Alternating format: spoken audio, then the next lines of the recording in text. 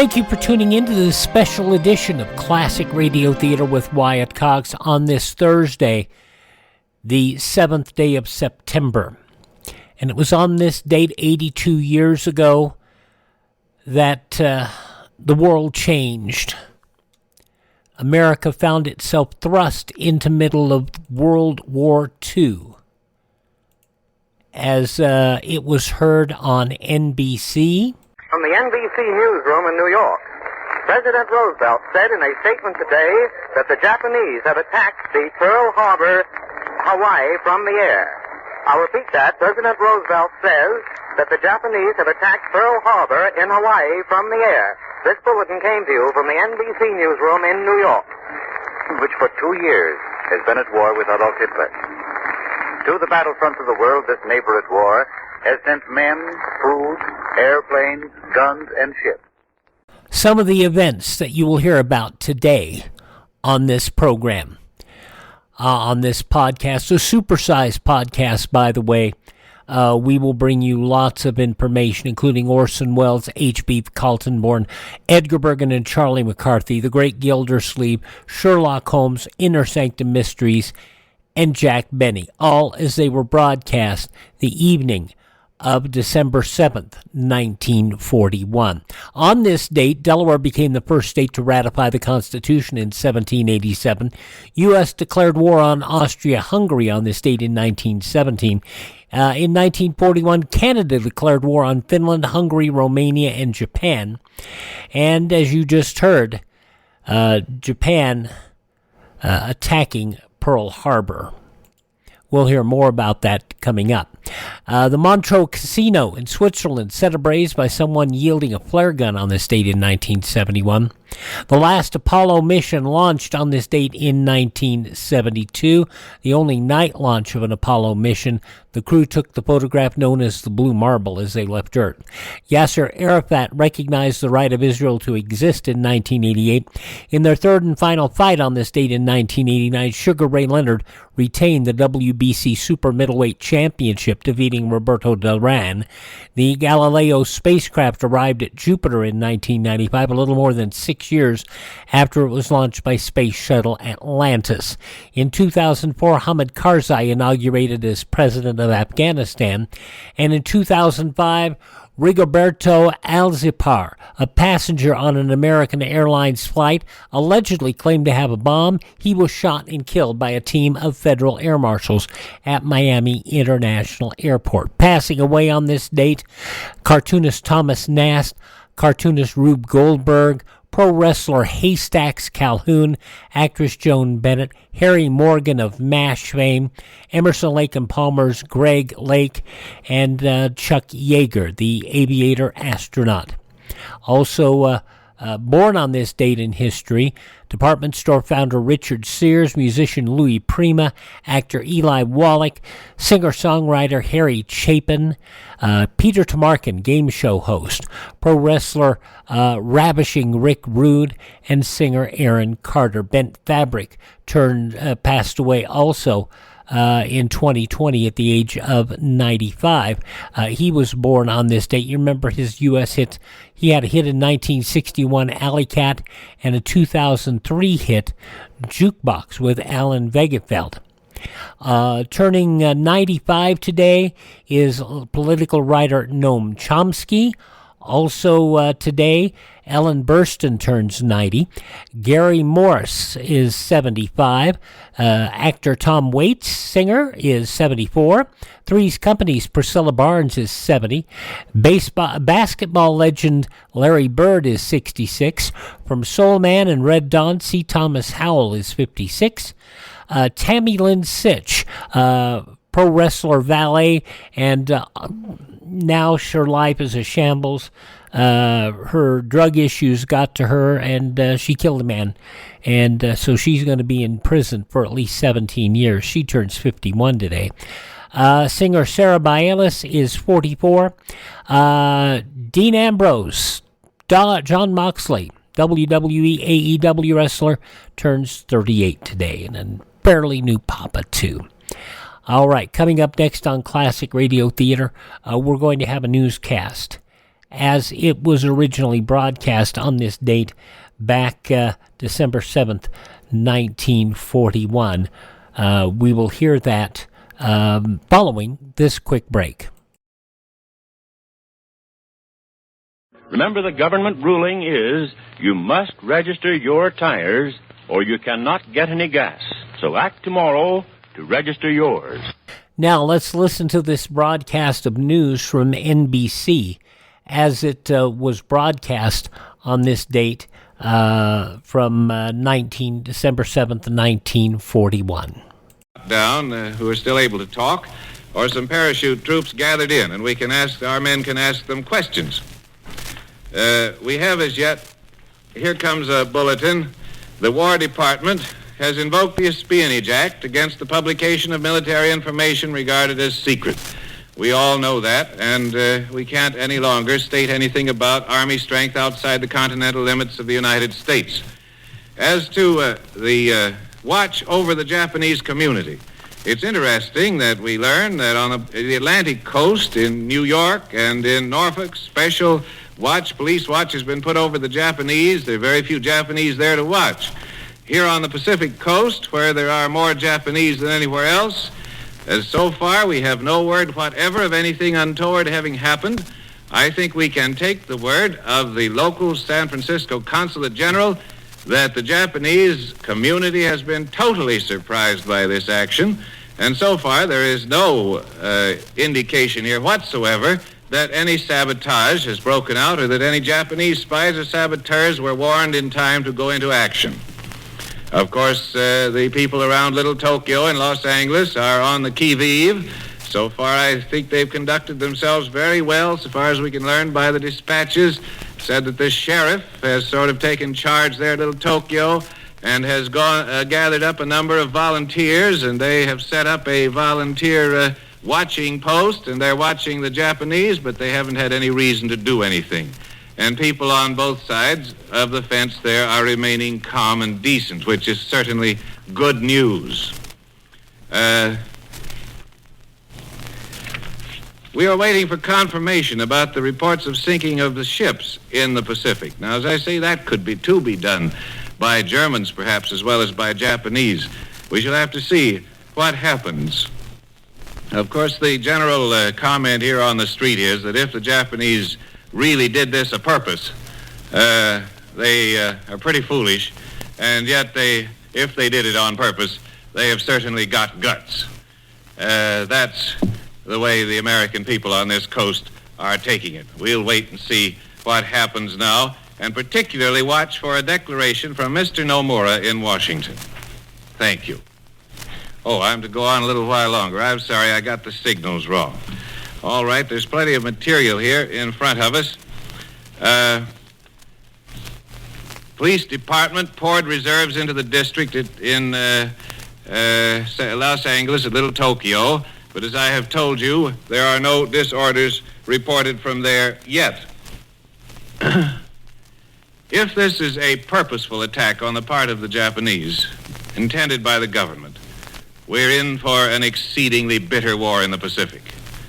A war in which all the bitterness of racial hostility will come out, because the average American will resent to the very marrow having been attacked this way, unawares, when his own government was talking in the friendliest fashion with the emissaries of the Tokyo government.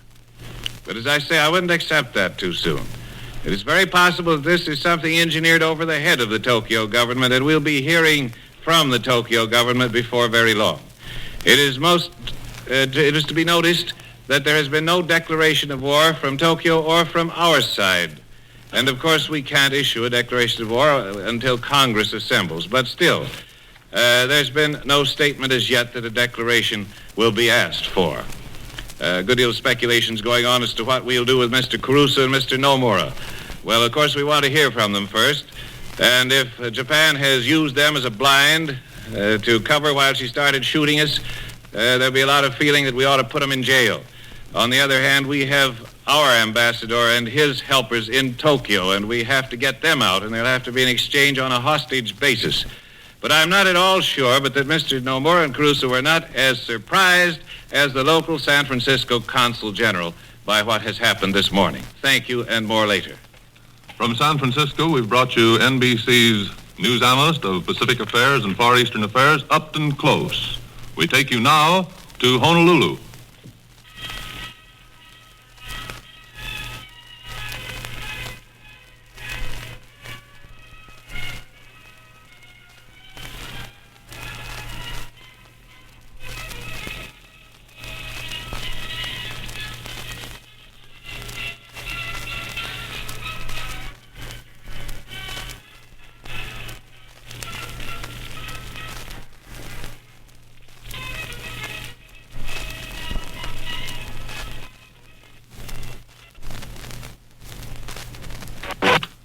One moment, please, while we attempt further contact with Honolulu.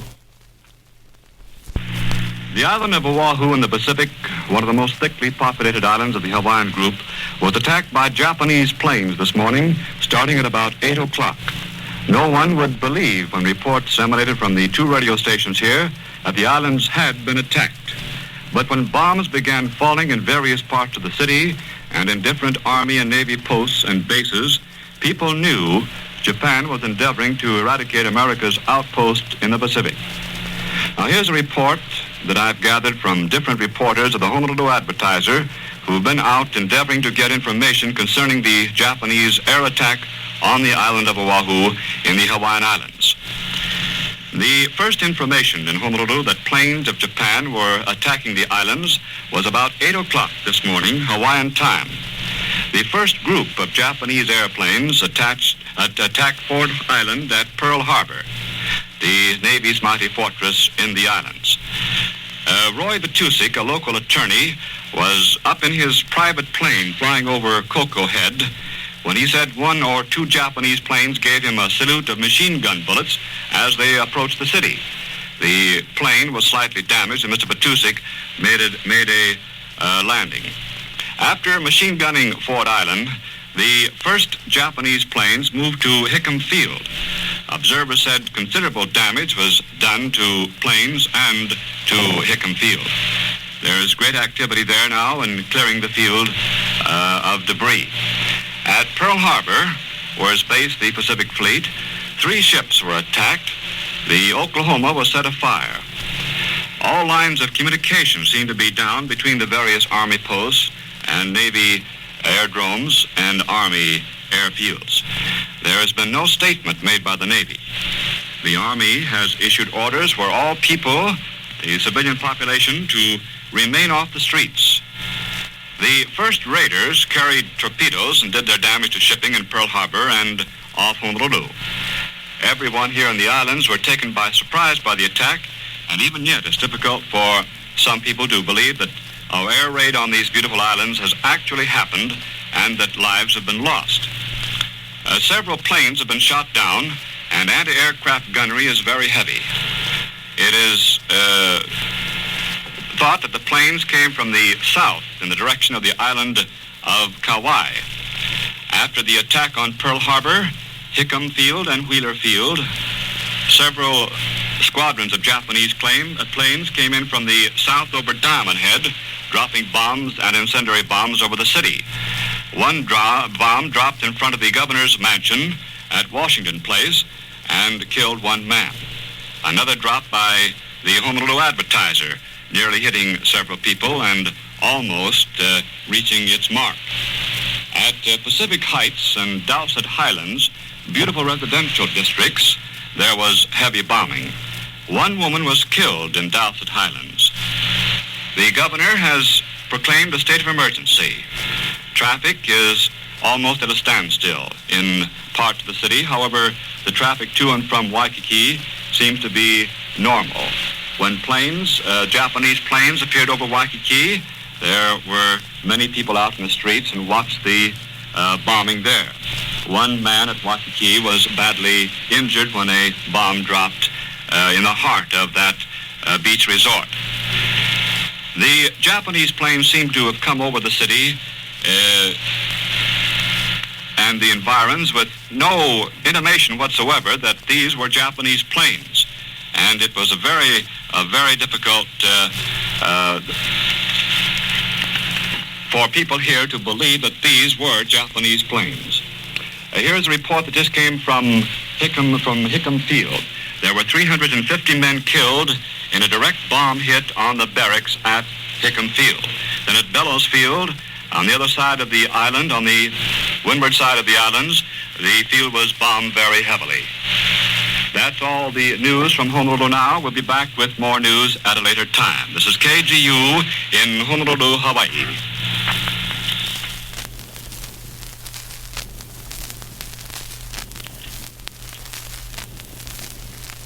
NBC in San Francisco, returning you now to New York.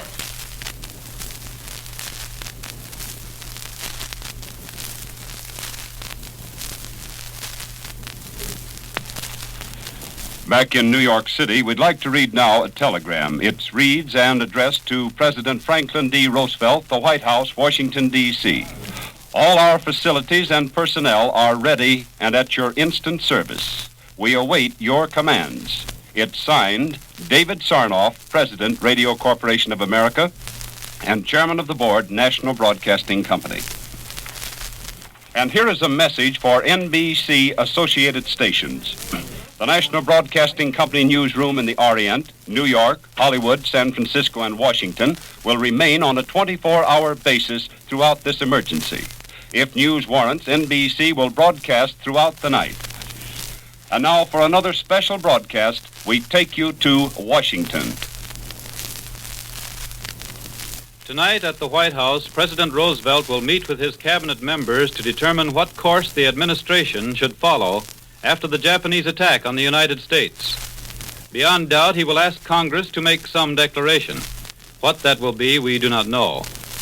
But here in our Washington studios are several congressional leaders who can give us a cross-section of the feeling in Congress. They have been sitting at the speaker listening to Upton Close speaking in San Francisco and the commentator from Honolulu. They are the Senator from Utah, Senator Elbert D. Thomas, Senator Walter F. George of Georgia, and Representative Luther A. Johnson of Texas. The first voice that you will hear will be that of Senator Elbert D. Thomas of Utah. Senator Thomas, just how would Congress go about declaring war on Japan if the President decides that a formal declaration should be made? If the President comes to Japan with a declaration or a statement about the condition, it would have to be that war has actually started, because an attack upon Hawaii is an attack upon the incorporated part of the United States, and it's definitely an invasion. Our task will be, therefore, to repel an invasion. That means that the declaration of war would not be initiated by us, but a statement by Congress would be a result of the action already taken by Japan.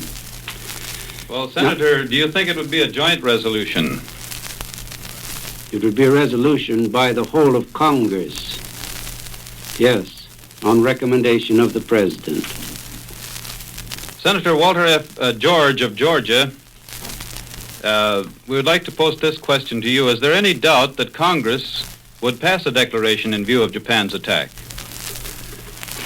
Assuming that the attack is by the Japanese government and all of the evidence makes an attack by mere factions of the Army or Navy inconsistent with the facts so far reported, there would, in my opinion, be no doubt of a speedy recognition of a state of war, which, in legal effect, would amount to a straight declaration of war by the United States against Japan. Well, Senator, in view of the comments you've heard broadcast and those that you have received in your office, no doubt, what is your opinion, your statement, if you would like to make one, of the situation that exists and what little we know about it? It is unbelievable that Japan would have made an unprovoked attack, but all of the evidence is consistent with that fact. at the very moment when the State Department and the President were undertaking to continue a state of peace with Japan, the attack was made. The developments of the last 3 or 4 weeks particularly indicate that this movement by Japan has the authority of the Japanese government back of it. And assuming that to be true, although it's an unbelievable development in our international affairs, the United States would not hesitate to accept the state of war created by Japan. Broadcast from NBC on December 7th, 1941, 4:30 p.m. Eastern Time. Let's see, we're going to take a quick break here. Orson Welles in Norman Corwin's Between Americans from the evening of December, why do we keep saying September? It's December 7th, 1941, a date which will live in infamy, but it isn't sticking in my mouth for some reason. Send used fats against the enemy. Now, more than ever, used fats are needed for ammunition, medicinal supplies. Save used fats. I'm Wyatt Cox, a special edition of Classic Radio Theater with Wyatt Cox. As we said for years, this program is not just about old-time radio, it's about history. Let's listen to this program, Between Americans, Orson Welles, from December 7th, 1941, 82 years ago today.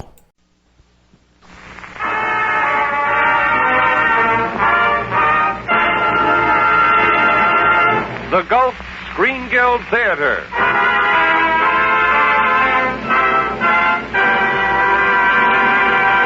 The Gulf Oil Companies and your good Gulf dealer are proud to present a dramatic picture of this, our America.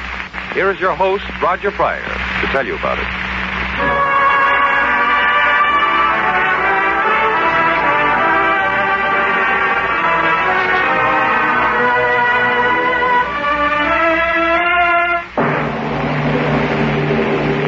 Everyone, we welcome you tonight to one of the most timely programs ever heard on the Gulf Screen Guild Theater.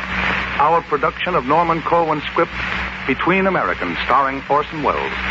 Broadcast at any time, we believe this program would make every American's heart beat a little faster. Make him hold his head just a little higher. But since the tragic and foreboding news that came today, this program, Between Americans, now becomes an American odyssey. In just a moment, our story will begin. But first, here's Bud Easton. Right. And here's an easy way to change from a pessimist into an optimist. If you're wondering now how long you may have to keep your present car, and wondering, too, if it will last, if it will stay in good condition, just look on the bright side of the picture. Remember, when you give the wearing parts of your car good protection, that helps it stay young and act young a long, long time. So give your automobile the modern method of lubrication. And now, Oscar Bradley's music introduces Orson Welles, who will talk Between Americans.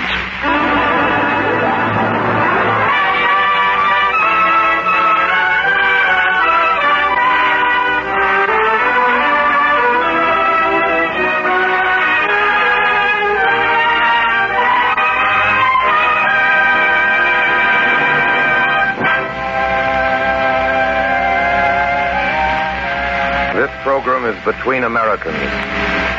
That's where the title comes in. We hope you like it, but you don't have to. At any rate, nobody's going to make you stick around and listen to it. That's one of the advantages of being an American. Now, tonight we're doing something quite foreign to the type of thing usually presented by the Gulf Screen Guild Theater. Instead of telling a story about 5 or 6 people, we're telling a story about 100 million. This happens to include you, listener, whatever your name may be. As a matter of fact, names don't bother real Americans very much. Not when we've got states named after French kings and English queens are lifted right out of the Latin language like Montana, or out of the Spanish like Nevada, and towns. You know, if you were to hold a convention of all the people who live in foreign-sounding American towns, we could fill quite a sizable stadium. Among the delegates registering on the first day would be... Me, I'm the delegate from London. Minnesota. I'm in from Dublin, New Hampshire. Flew in this morning from Cairo, Illinois. Huh? Whose turn, me? I'm from Canton, Connecticut. I'm from Paris, Texas. I came all the way from Shanghai, West Virginia. Warsaw, Georgia. I'm the delegate representing Moscow, Kentucky. My town is Toronto, Kansas. As for me, Lisbon, Maine. Delegate from Madrid, Alabama reporting. I'm from Stockholm, South Dakota. Drove down this afternoon from Bombay, New York. Hitchhiked here from Baghdad, Florida. All right, delegates, now that you've registered, you may all be seated. Now, that's all the preliminaries there's going to be tonight. We're through with the introductions, the overture, and the official registrations. So now we can get down to the text, which is, roughly speaking, this. Today, particularly, people are thinking about their country pretty hard. Some of them for the first time in their lives. People are wondering where we're headed. Men are being called on to get ready to defend America. A lot of them are thinking in terms of what is there to defend. Well, now, America means a lot of things to a lot of people. Most of them are solid patriots, only they don't know it. They don't have to wear a red and white and blue button in their lapels to prove it. They don't have to agree with or even listen to people like this. My fellow citizens, in this great state of plethora, we can picture those brilliant actors. Our great country is grimly bolted on and can waggle tablewicks, and your long and I will Harrington forever. I've got a good hunch most people prefer the quiet kind of speaker, like the fellow who got up on a platform in a Pennsylvania town one day and said, "The world will little note, nor long remember what we say here." That was the Gettysburg Address he was referring to.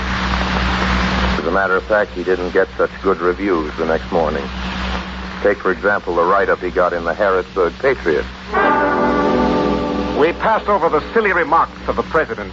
For the credit of the nation, we are willing that they shall no more be repeated and thought of. If you think that's bad, listen to what the Chicago Times had to say.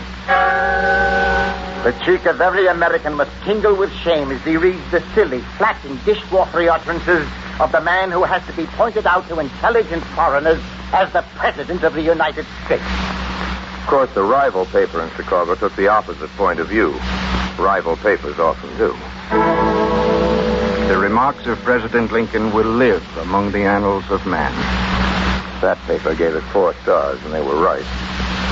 The Gettysburg Address did survive. But that business of calling a president a ham is really something to be proud of. I mean, the right to print a piece saying a president makes us sound like dishwater. Nobody dragged the editors off to jail, even if they were wrong. That's important. Comes under the heading of free press.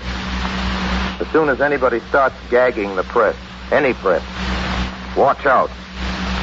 Americans don't like that. And by the way, we got a nerve to be calling ourselves Americans all the time when we're really only United Staters. We're a little selfish about that. It's America down there in Chile, too. All the way down the spine of the Andes.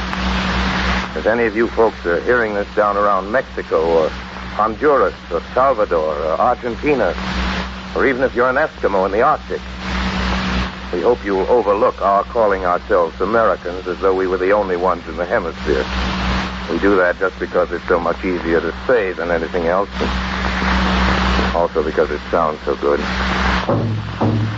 By the way, before we leave the subject, what about the original Americans? The Indians? There's a forgotten race for you. How about the Indian on the nickel and the buffalo who roamed the back of the great American jit? Seems a shame. No 2 ways about it. We have forgotten those 100% Americans who went down to quarantine to meet the Mayflower. We don't see them around in person very much these days. But their ghosts are still with us. Maybe the red men are forgotten. Maybe not. But between you and us, it's said that near Boonesboro, Kentucky, on certain nights in November, by the light of the waning moon, some very peculiar ghost meetings go on in the woods south of the river. Also in certain parts of the Alleghenies, between the hours of sundown and the coming of the morning mist. Yes. If you happen to be listening to this in a car, driving along Highway 99 in Wyoming, that man you passed walking down the road a few miles back wasn't a man at all.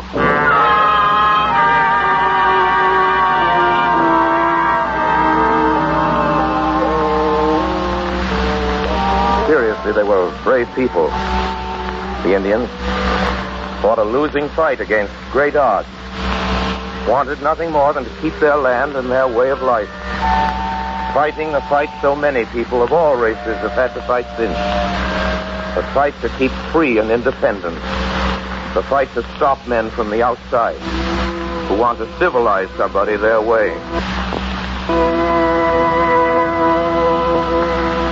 You ever ask yourself what America means to you? Does it mean 1776? Columbia, the gem of the ocean? Big business? The Bill of Rights? Uncle Sam? Chances are it means none of these things. Chances are it means something very personal to each of you. Something close to your heart which you'd miss like the very blazes if you were stranded abroad. Might have nothing at all to do with quotes from Madison or acts of Congress. It might be just the feeling about the crisp autumns in New England and the smell of burning leaves. It might be the memory of the way they smooth off the infield between the games of a doubleheader. It might be a thing as small as your little finger. You ever been abroad and run out of American cigarettes?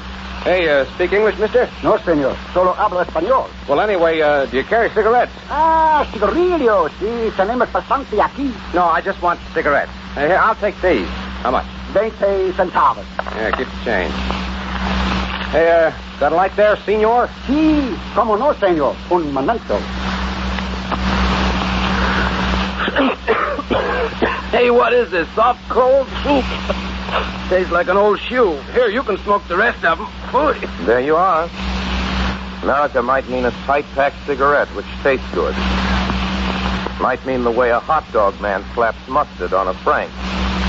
Might mean going with your wife to the movie on bank night. Or taking your girl to the annual barn dance and social at Tuckerman's Barn. Plenty of you listeners know what I'm talking about.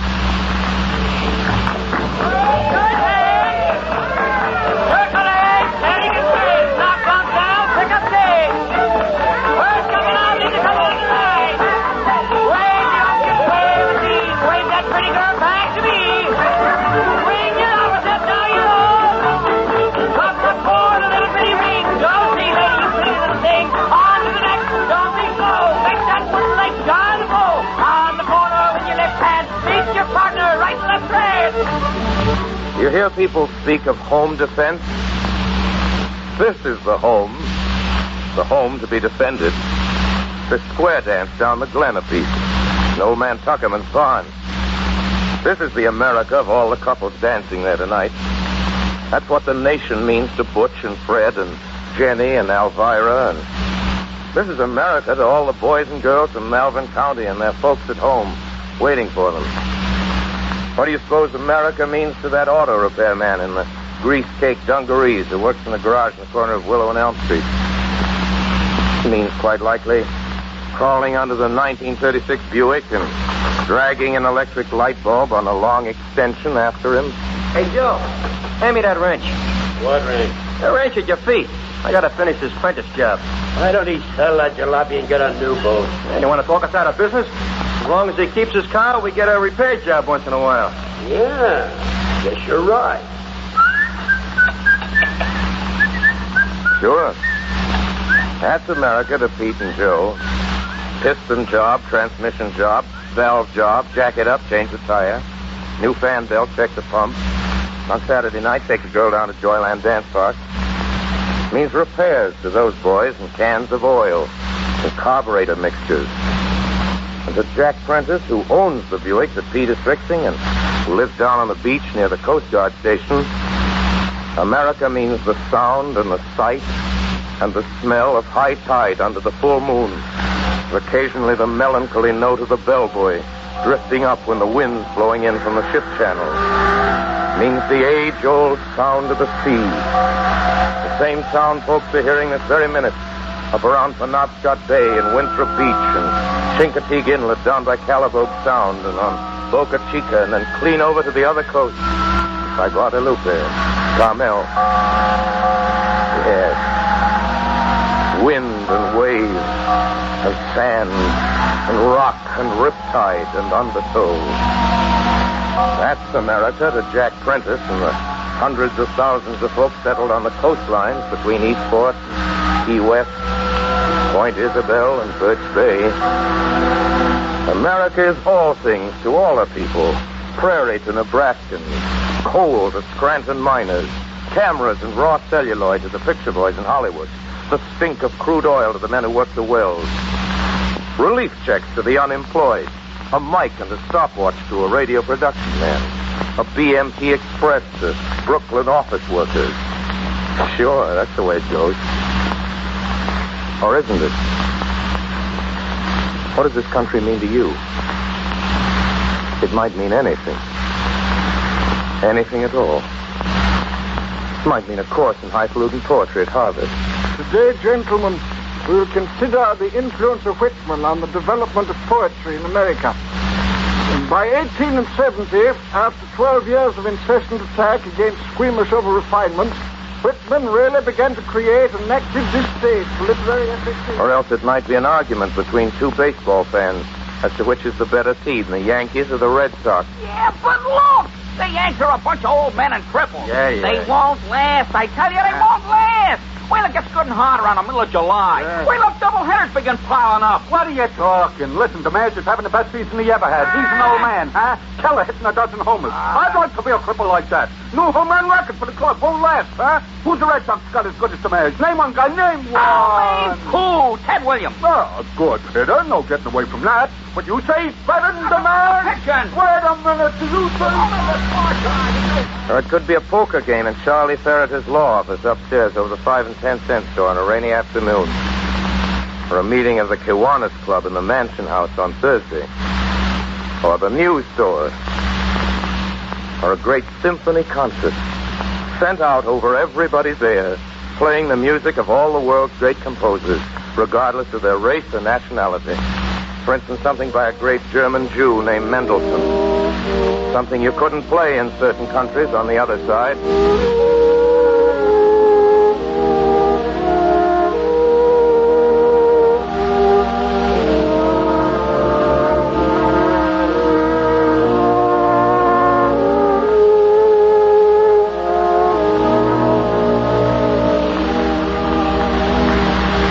Now let's stop a minute and figure this out.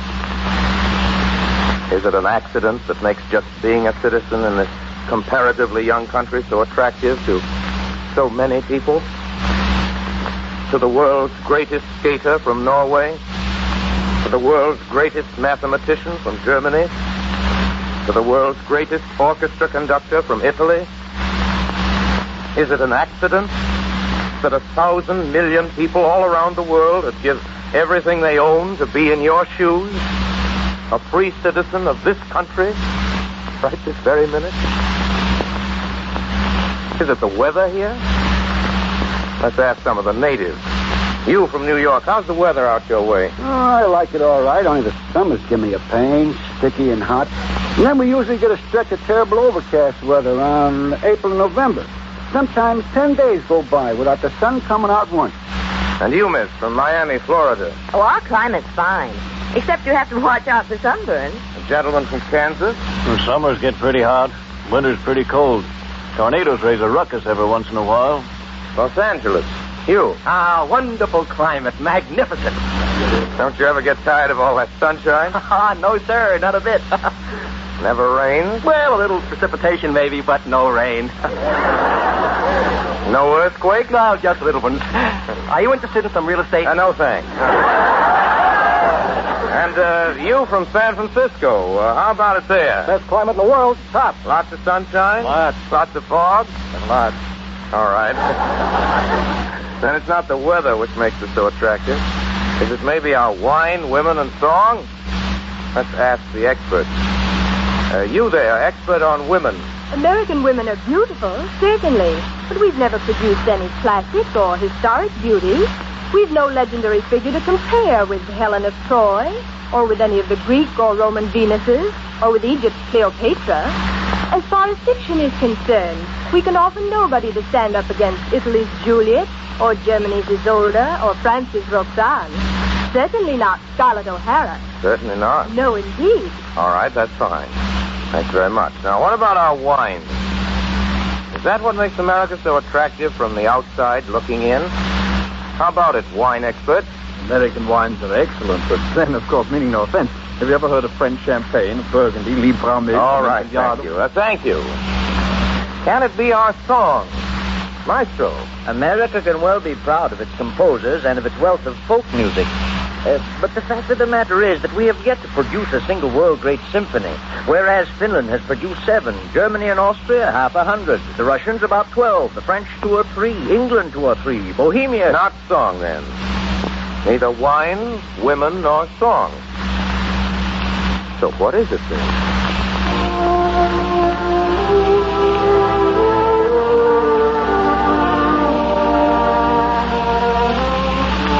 Well, it's this. Come right down to it. It's the spectacle of nearly 150 million people trying to live up to the expectations of a handful of great men who lived and died 150 years ago. Men who were so fed up with the kind of government they'd been getting, they sat down and wrote a new constitution for themselves and their children. A democratic constitution that's been added to, but never been topped before or since. Congress shall make no law respecting an establishment of religion, or prohibiting the free exercise thereof, or abridging the freedom of speech or of the press, or the right of the people peaceably to assemble and petition the government for a redress of grievances. No person shall be deprived of life, liberty, or property without due process of law. The right of trial by jury shall be preserved. Excessive bail shall not be required, nor excessive fines imposed, nor cruel and unusual punishments inflicted. Neither slavery nor involuntary servitude shall exist within the United States or any place subject to their jurisdiction. The right of the citizens of the United States to vote shall not be denied or abridged by the United States or by any state on account of race, color, or previous condition of servitude. Or on account of sex. Those are pretty good sentiments to be kept alive and flourishing in the world today. Of course, there are other things that makes our union a good one to belong to. It's a beautiful country, even though it has a lot of incorrigible badlands and corrigible slums. Aren't many countries have as much in them to look at and wonder about as this one. This can be a rather fierce country, too. Ever see the way its mountains frown down sometimes? Know what they're frowning at? Some rumors they heard about petty intrigue, about political bosses and shysters and fakers and grafters and men who make a business of gypping the people. Ever see the way the sky suddenly gets black and the thunder roars and the lightning starts throwing itself around? Ever see a storm whipping it up across the Great Lakes?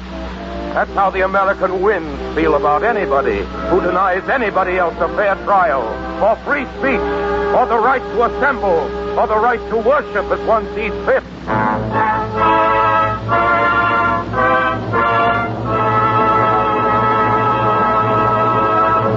Well, then, in the final analysis, there can be no analysis. Many great thinkers and poets have attempted it, but the country's too big for any one man. There's Walt Whitman and Carl Sandburg and Tom Wolfe, and they all felt the magnitude and magnificence of the nation that got put together piece by piece like a jigsaw puzzle. They felt it and wrote about it in unforgettable ways. But still, it's bigger than any of them, or any of us. Whitman hit it on the nose when he said it was bigger than the president and the cabinet and the District of Columbia. It's not Park Avenue, or Broadway, or 42nd Street, or the Loop, or the Golden Triangle. It's other things. Many, many, many other things. Milltown. Steel Town. Tobacco Town. Mining Town. Oil Town. Cotton Town. Farmhouses. Railroad sidings. Statues on the common. Tourist houses on the edge of town along the state highway. Swimming holes. Gas stations. Stores on Main Street. Kettles of sorghum molasses. Sunday papers. Season tickets to concerts. Auctioneers. Night courts. Radios. Parades. Toothpaste. Shaving cream. Dogs. Cats. Skyscrapers. Subways. Cornfields. Offices. Hotel rooms. Airports. Hospitals. Factories. Oh, we could go on for weeks with this, never come any closer to a working definition of America, or to any real understanding of its total meaning. Look, how can you add up all the red and yellow neon signs, the smell of all the eggs and bacon frying in the morning, the bargain specials, the lessons learned, the cows let in from pasture, the mileage clocked up on automobile speedometers, the rainfall and the snowfall, and the wind drift? It's much too big for you, or me, or any of us to happen to stand alone or in small groups. It's much too great for any person or any party. Too much loved by all its people.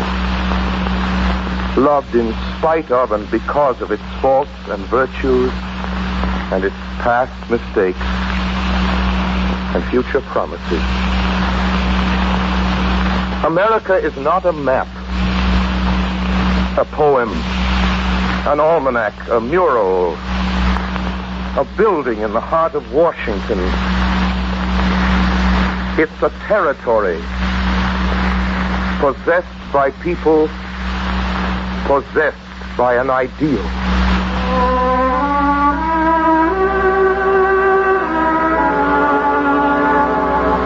Well, that's all, listeners. Just wanted to talk between Americans for a half hour of a Sunday evening. No big finish here. No brass section bringing down the curtain. Just a little music to follow a friendly little chat. Good night, Americans.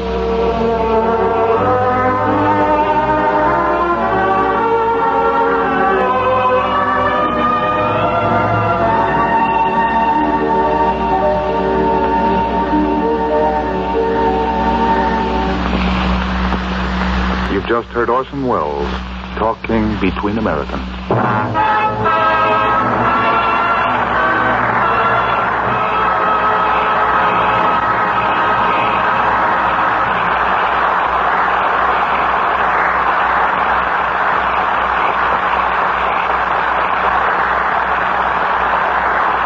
Ladies and gentlemen, Orson Welles has just spoken to you as one American to another. And incidentally, do you remember when Orson mentioned the hundreds of thousands of Americans working in those oil towns and gas stations? Well, those Americans make up a great industry that's a vital part of America, the oil industry. There are about 400,000 gasoline dealers helping traffic flow along the highways, making possible business trips, visits to your friends, the stores and movies, pleasant rides in the country. That's only part of the oil industry's contribution to making the American way of life the grand thing it is. And to keep it that way, to safeguard our way of life, well, the industry's helping there, too. It's supplying fuels and lubricants for factories busy turning out materials for our defense. In addition, the oil industry is supplying all the gas and oil needs of the Army, the Navy, and the Air Force. And for the vastly augmented Air Force planned in the future, Gulf and other oil companies are building enough 100-octane aviation fuel plants to take care of the increased demand. That's only a glimpse of what the oil industry, of which Gulf is a part, means today to the American people and the American way of life.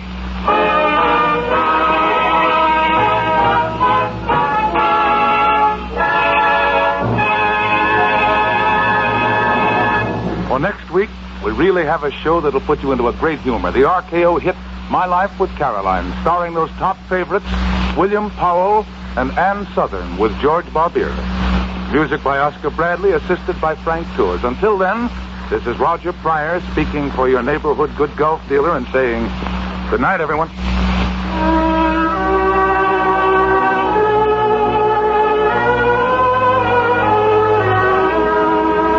Orson Welles appeared tonight through the courtesy of Lady Esther and is currently making the magnificent ampersands at RKO. Don't forget our date next week when the Gulf Screen Guild Theater brings you William Powell, Ann Southern, and George Barbier in My Life with Caroline.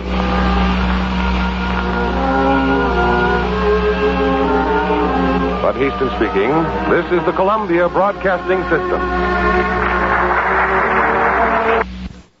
I have to tell you that a lot of the shows you're going to hear during this hour are of not good quality, but I think they deserve to be preserved in this podcast, and I'll do that for you. Coming up next, HV Kaltenborn, the Dean of Radio News Commentators, and his thoughts the evening of December 7th, 1941. This is Classic Radio Theater. Ladies, listen. The shortage of fats and oils is still very serious, and it's worldwide. So please, keep on saving every single drop of used kitchen fat. Your butcher will pay you for every pound. Many of you have said you like my news items from the newspapers of the day. Today, I don't have to do the news because we have somebody who's going to give us news and analysis. Radio commentator HV Kaltenborn and his comments on Pearl Harbor on this date 82 years ago, December 7th, 1941. At this time each Sunday, the National Broadcasting Company presents H.V. Kaltenborn, Dean of Radio Commentators, who today will analyze and interpret the day's startling news from the Pacific. Mr. Kaltenborn. Good afternoon, everybody. Japan has made war upon the United States without declaring it. Airplanes, presumably from aircraft carriers, have attacked the great Pearl Harbor Naval Base on the island of Oahu in the Hawaiian Islands and have attacked Manila, capital of the Philippines. There has been damage. Some fires were started. About 50 planes participated in the attack on the Hawaiian Islands. Many, according to a bulletin that has just come in, were shot down. This attack occurred at the very moment when Ambassador Nomura and Special Envoy Caruso were at the State Department discussing the possibility of peace between Japan and the United States. We know that Japan set a precedent for this kind of attack in the Russo-Japanese War, when she attacked the Russian fleet without a declaration of war, while that fleet was not expecting attack. However, the United States was not unprepared for attack.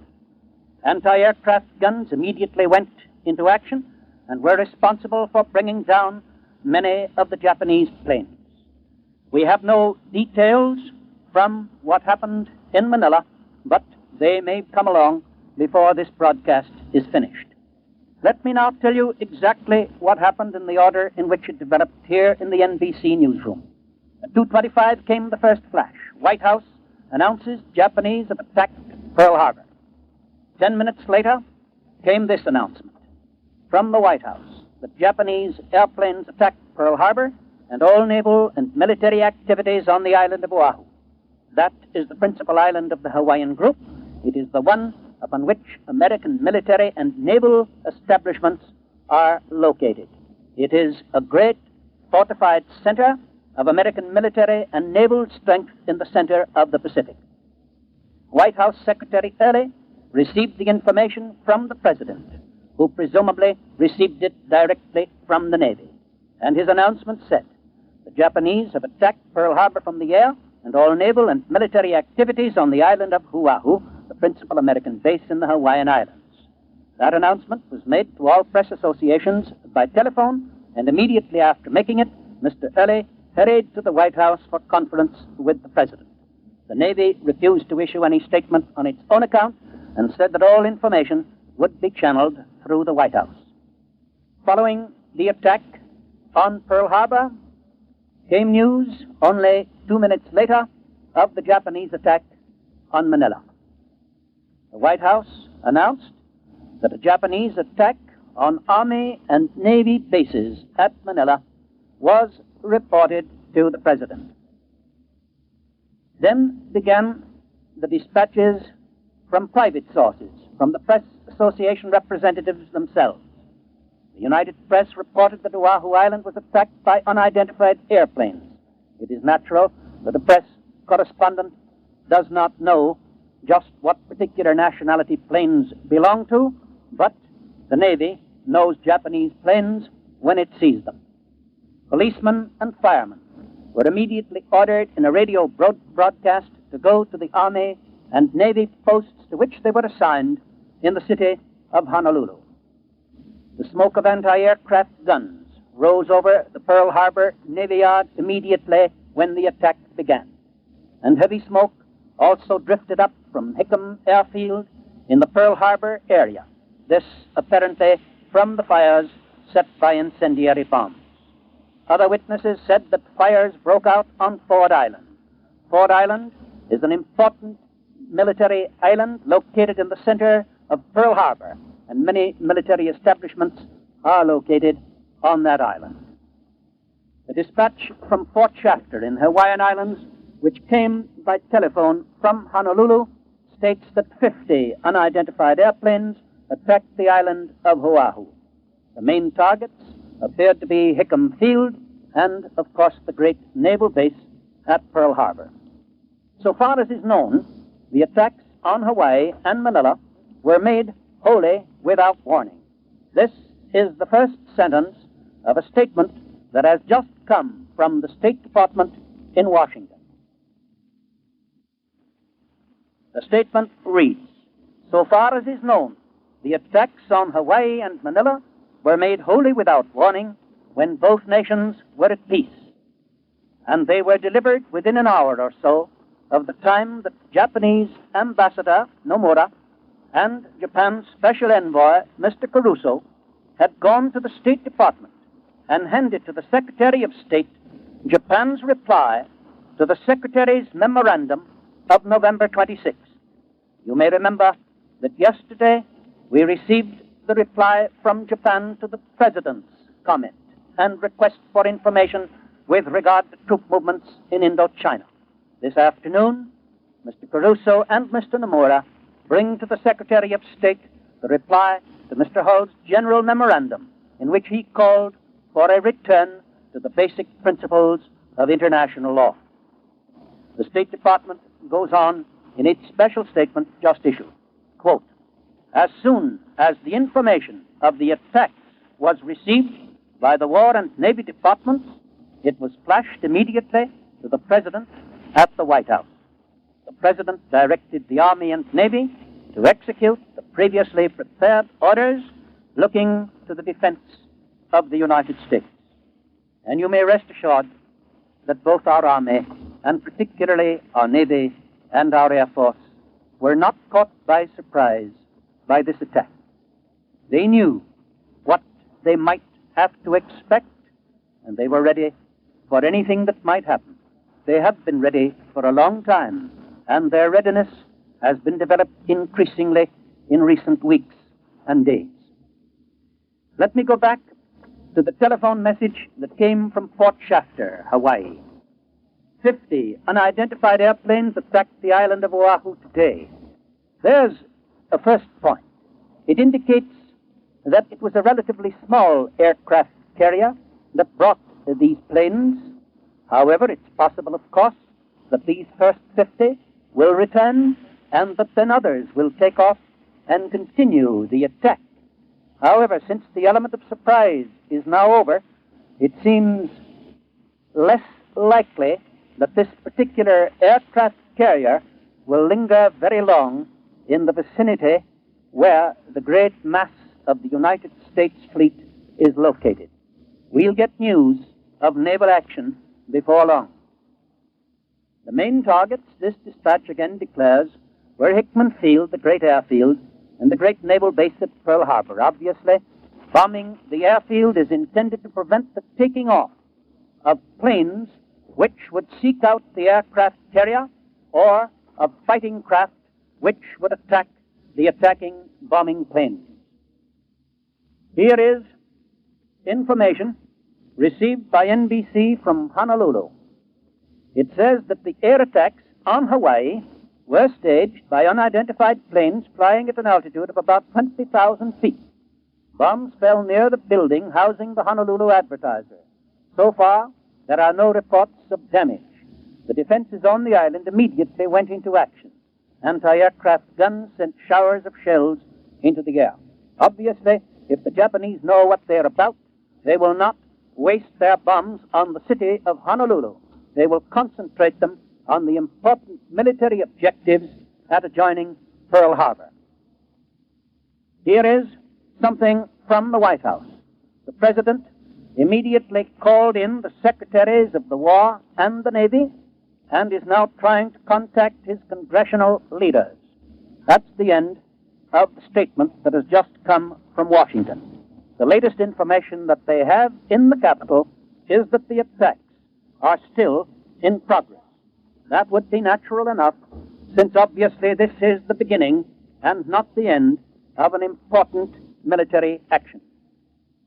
We've just had word from Washington that an Army transport carrying lumber has been torpedoed 1,300 miles west of San Francisco.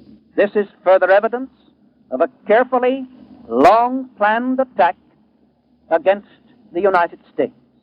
This is evidence that Japanese warships, Japanese aircraft carriers, Japanese planes, Japanese submarines have for some time been en route to their stations for the attack on the United States, which is now underway. London was naturally electrified by the news of the air attack on Hawaii and on Manila. Official quarters in London had been alert for some signs of the first outbreak in the Far Eastern warfare, but they had not expected it to come from that area, which simply means that most of us had had our attention diverted by the movement of Japanese ships in the direction of Singapore. Yesterday, you remember that the President had word that a large Japanese convoy was entering the Gulf of Siam. We have had word that large numbers of Japanese troops have been gathered in Indochina. And it is evident now that this was something of a blind, something to make us think that no nearer attack was impending. And obviously, it was all part of long-planned Japanese strategy to get all the advantage that comes when you get the jump on your potential enemy, when you are in action before he has had a chance to get into action, when you strike first. And that is exactly what Japan has done. There are unverified reports from Pearl Harbor that a foreign warship has appeared off Pearl Harbor and has begun firing at the defenses in that highly fortified post. The sound of cannon firing comes to Honolulu, to the UP correspondent, I believe it is, who is telephoning this story to the San Francisco Associated Press office. So it is the AP correspondent who tells us that there are unverified reports of a foreign warship appearing off Pearl Harbor. However, remember that the basis for that is cannon fire. And obviously, with bombs exploding in Pearl Harbor, with anti-aircraft cannon roaring in action, it is quite possible that it is these noises and not the attack of a warship on Pearl Harbor that was responsible. It seems unlikely that the Japanese, with such few fleet units as they could spare for an attack on Pearl Harbor, would risk those units in a direct attack on the great defenses of that naval base. Presidential Secretary Early declares this afternoon that so far as is known now, the attacks were made wholly without warning at a time when both nations were at peace and were delivered within an hour of the time that the Japanese ambassador went to the State Department to hand in the reply to the Secretary's memorandum of the 26th. Secretary of State Cordell Hull, today, according to a bulletin just in from Washington, angrily told the Japanese peace or war envoys that their government's answer to his recent document on the United States position in the Far East was crowded with infamous falsehoods and distortions. That frank speech from the Secretary of the United States to the envoys of Japan, it indicates the end of peaceful relations. It means that those envoys will be sent packing home, and the United States, through no fault of its own, without anything for which it is responsible, at the very moment when it was finally making a last effort to maintain peace, the United States has been attacked, and the United States will know how to answer that attack. Good afternoon.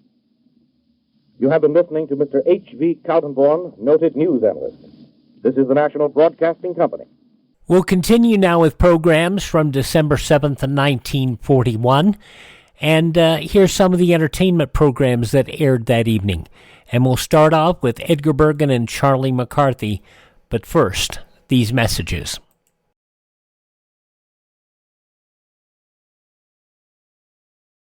Ladies, you're not getting nearly as much soap as you need because the soap makers aren't getting nearly as much fat as they need. Please help supply the fats needed to make soap. Save and sell every ounce of used kitchen fat. Your grocer will pay you 4 cents a pound. So don't waste fat. I warned you this is a supersized edition of Classic Radio Theater with Wyatt Cox. And up next, an episode of the Edgar Bergen Charlie McCarthy Show. This show is not of great quality, but I think you should hear how people were fighting through and still entertaining Americans despite the war news of the day. December 7th, 1941, 82 years ago today.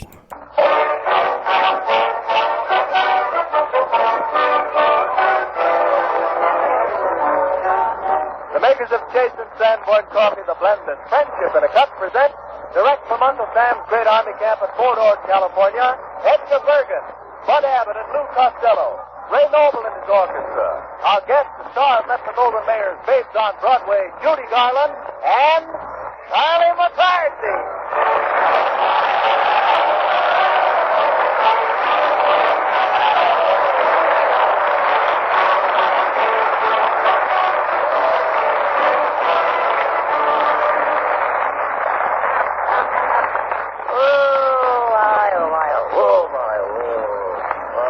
Charlie. Now, just a minute, Bergen, just a minute.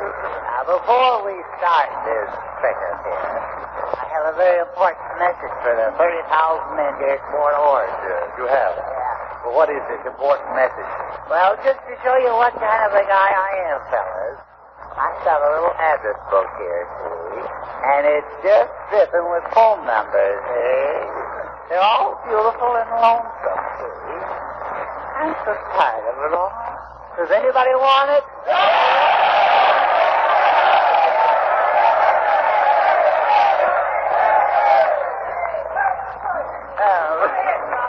I lost it.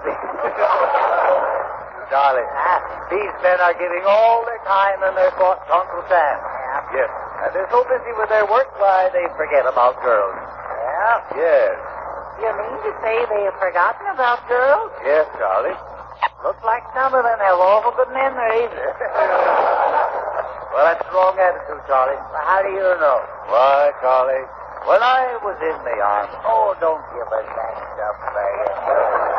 I'll never forget what my general said to me. Let these generals rant out of this. What did you ever do in the army? Well, I was considered a very good marksman in my day. Yeah? Marksman, yes. You? Yes. You couldn't bring a rabbit down from a meat hook. Now, wait. Well, I wish you could have seen me out on the target range this afternoon. Yeah? Yes. I saw you. Oh, you did? That spoils it, doesn't it? Yeah.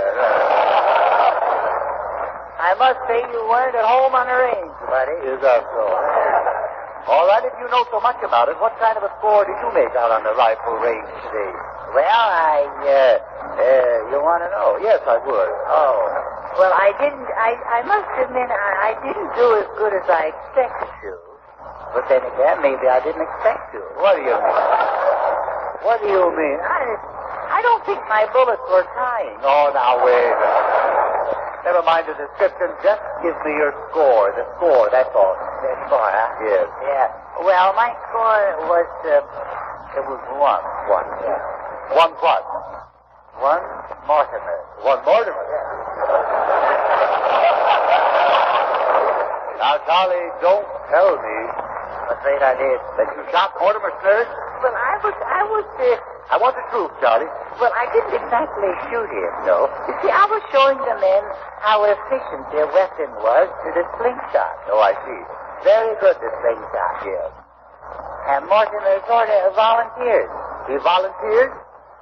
Well, let's say he got in the way. He got in the way. I see. So help me, Bergen, I didn't know my slingshot was loaded. No. I didn't see the pebble in it. Yes. Well, now, where did you hit Mortimer with this slingshot? Well, in the stomach. In the stomach? Yeah. Sort of pop love. Well, now, that's pretty serious, young man. So you hit him in the stomach. Well, and you did it deliberately? No, sir, it was an accident. Oh, that's better. I was aiming at his head. Well, now, wait. Well, was Mortimer hurt? I don't know. Well, did he cry? No, he didn't cry. Oh, he didn't cry? No, he just sort of sagged to the ground. Oh, I see. I hope it was just a seasonal slump. Yes, I do, too. Well, was he unconscious, Charlie? Unconscious? Yes. I don't know. You don't know? Well, you see, with Mortimer, it's impossible to tell. Oh, I see. Well, where is he now? Oh, he's outside hanging around. We'll bring him in. I want to see if he's all right. Okay, I'll get him for you. You can talk to him. Oh, my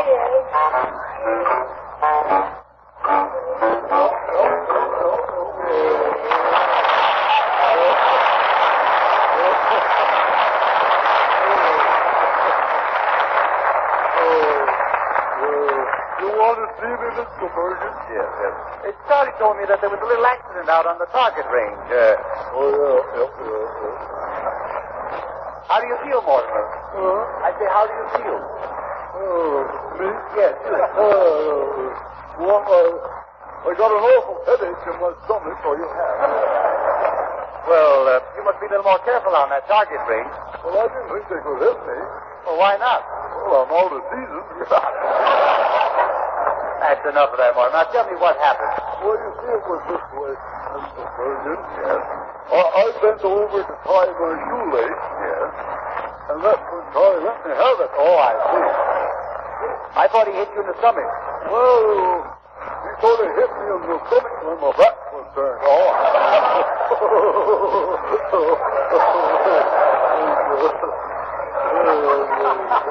very humiliating. Well, I hope you're not seriously injured. I say I hope you're not seriously injured. I'm all right. So that's good. In a couple of days, I'll be sitting pretty again.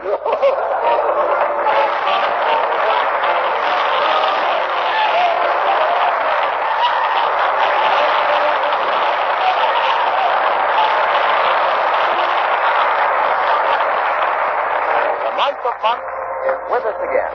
Here's a tip for starting each day right in tune with the season.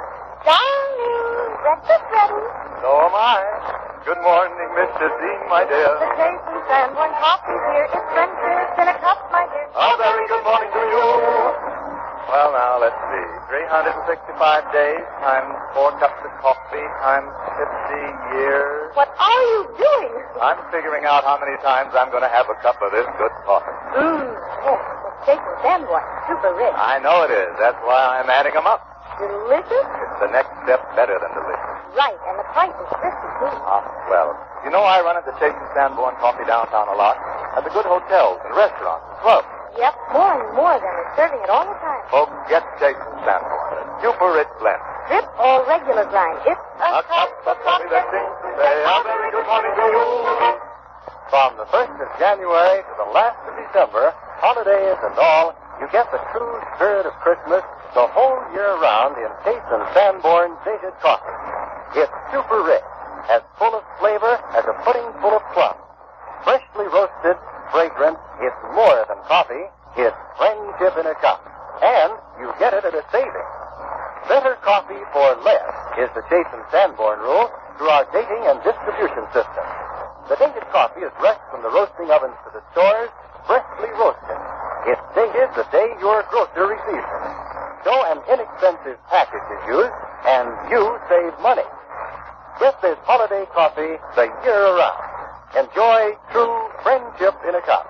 Buy Chase and Sanborn dated coffee.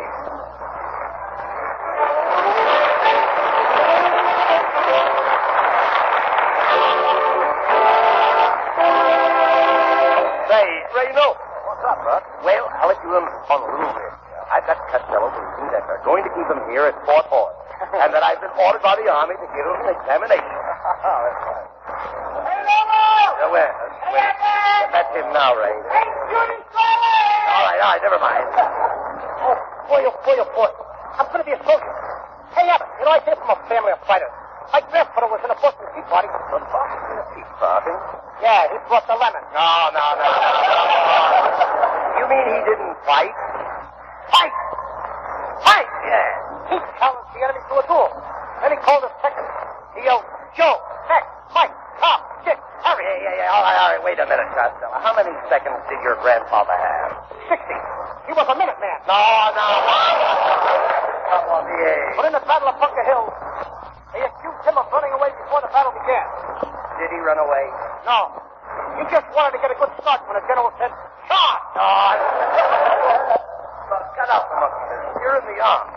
Hey, Abbott. What? Did you tell me that the colonel was the big boss around here in camp? Certainly. Then how come that other guy has his name on all the doors? What other guy? Some guy named Private Keep Out. Oh.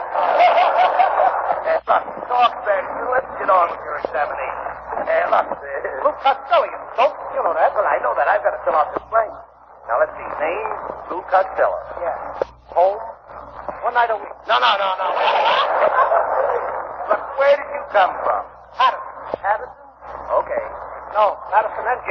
No. All right. Patterson NJ. Married? Yes, sir. Child? No, to a full-grown woman. No, you don't know. I mean, have you any children? Yeah, we got 4 children. Eenie, Meanie, Miney, and Wilbur. Wilbur? Why Wilbur?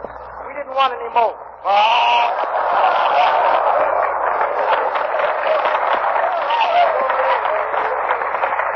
All right, let's get this blank filled out. Will you please? Yeah, let's get it. Now, will you listen to me, please? Yeah, All right, let's see the next question here. Oh, yes. Born? Sure, I was born. What did you do? Win me in a package of Cracker Jacks? No. I mean, what day were you born? I know it wasn't New Year's Eve. Now, how do you know that? Catch me staying home on New Year's Eve. Look, Costello, how old are you?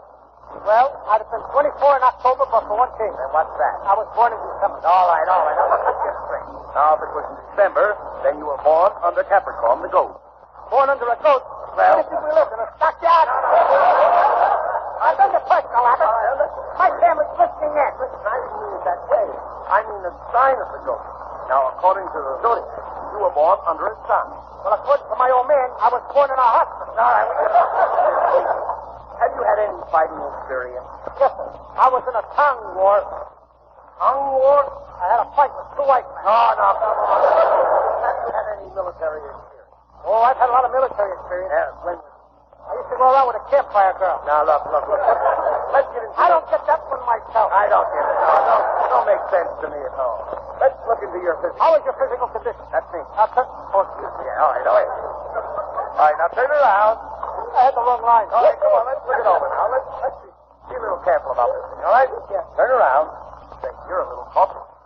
You mean I'm promoted already? No. How long will it take me to make a sergeant? No. Someday I may be a captain. Will you keep quiet, please? I may wind up into a second blue. All right. Let's get on with the examination. Now, how are your eyes? Now, fine. All right, open your eyes wide. Why didn't that? No. Don't. Now, look at my eyes. My eyes are as big as saucers. And right under them you have cups to match. But I look as well as you do. In fact, weller. Weller? Yeah. What kind of English is that? Weller. Now, Abbott, you can talk gooder than that. All right. Now, forget that stuff. Now, see how good your eyes are. Now, there's a chart over there on the wall. See it over there? Now, where's the chart? Over there on the wall. Is that a chart? Yeah. Look like tuppence. No, never mind. Now, please read the first couple of lines. Okay. All right. Elxyski. Next line. Kupachski. Why, Costello, that's wonderful, marvelous. That was easy. I know the people. What? That's the backfield for Notre Dame. Oh, well, your eyes are all right. Now, how about your teeth? My teeth are perfect. All right.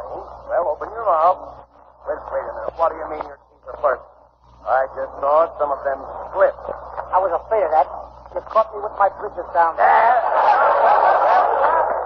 You'll have to go to see the Army dentist. I can't do that. I just came from the Army dentist. He pulled out a tooth. Did you wonder anything when he extracted the tooth? I wasn't when we started, but when we finished, I was under the stick. All right, Costello. You must have been under some opiate.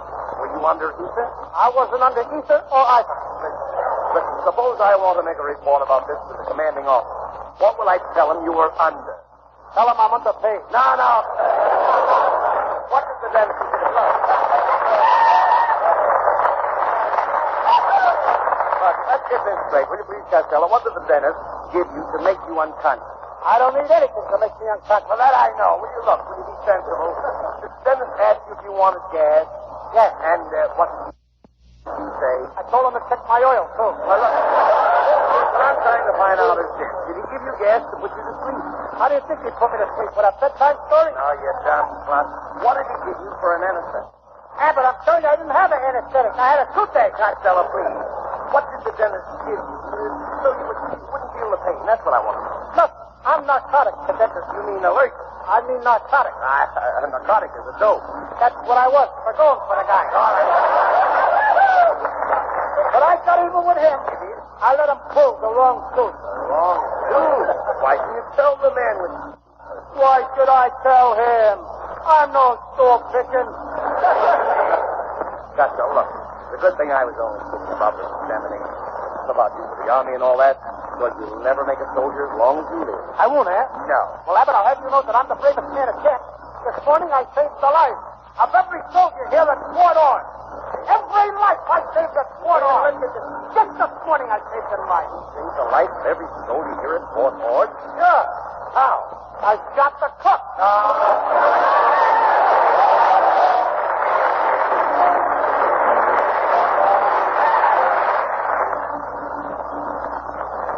Another war bulletin. The governor of the Dutch East Indies has declared war on Japan and ordered complete mobilization. This news was relayed to New York by NBC's correspondent Sidney Albright in Batavia. A bulletin from Shanghai. The Japanese Army and Navy surrounded the international settlement at 4:40 a.m. today and served notice on the commander of the U.S. gunboat Wake that war had been declared. And from San Jose, Costa Rica. Costa Rica declared war on Japan tonight. The other Latin American nations are expected to follow, so keep tuned to this station for further development. We return you now to Hollywood. States Defense Savings Bonds and Stamps.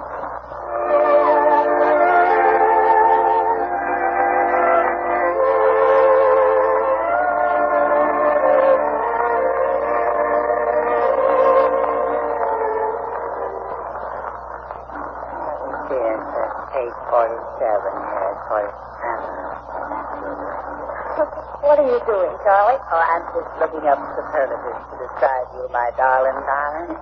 I'm looking up here in Rogus Sidori book. What? No, Charlie. Rogus Ignoramus.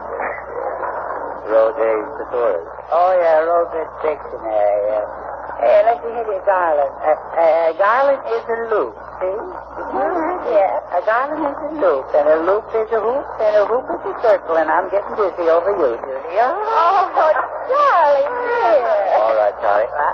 Judy has a song to do. Yes, Charlie, it's Zing with the strings of my heart.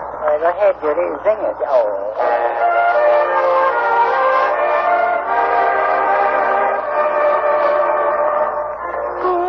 When you smiled at me, I heard a melody. It haunted me from the start. Something inside of me started a symphony. Sing with the strings of my heart. Was like a rhapsody. I her nest that her part. Nature seemed to be in perfect harmony. Sing, when the strings of my heart. Your eyes make skies seem blue again. What else could I do again but keep repeating what's true? I love you, love you. I still recall the thrill. I guess I always will. I hope we'll never depart.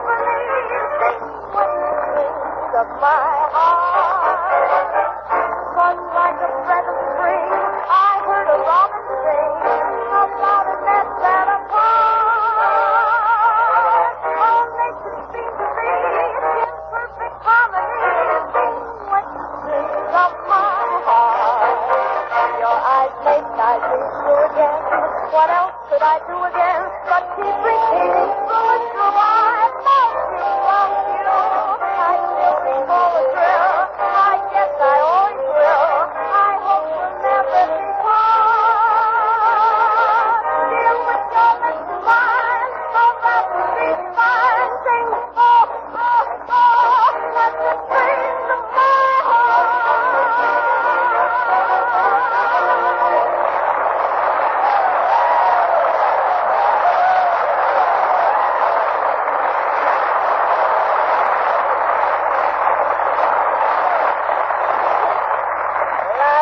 Judy, my darling, lovely. But let's not forget, business comes first. Yeah, that's right. Yeah, business comes. Now, we promised to get this order out by this evening, you know. Yes, we did that. We did that. Yes, we did that. We've got to get some new customers, too. Yes, we got to get customers. That's right. Business is business. Yes. Yes, the business is business. Yes. What do you mean, you business is business here? Huh?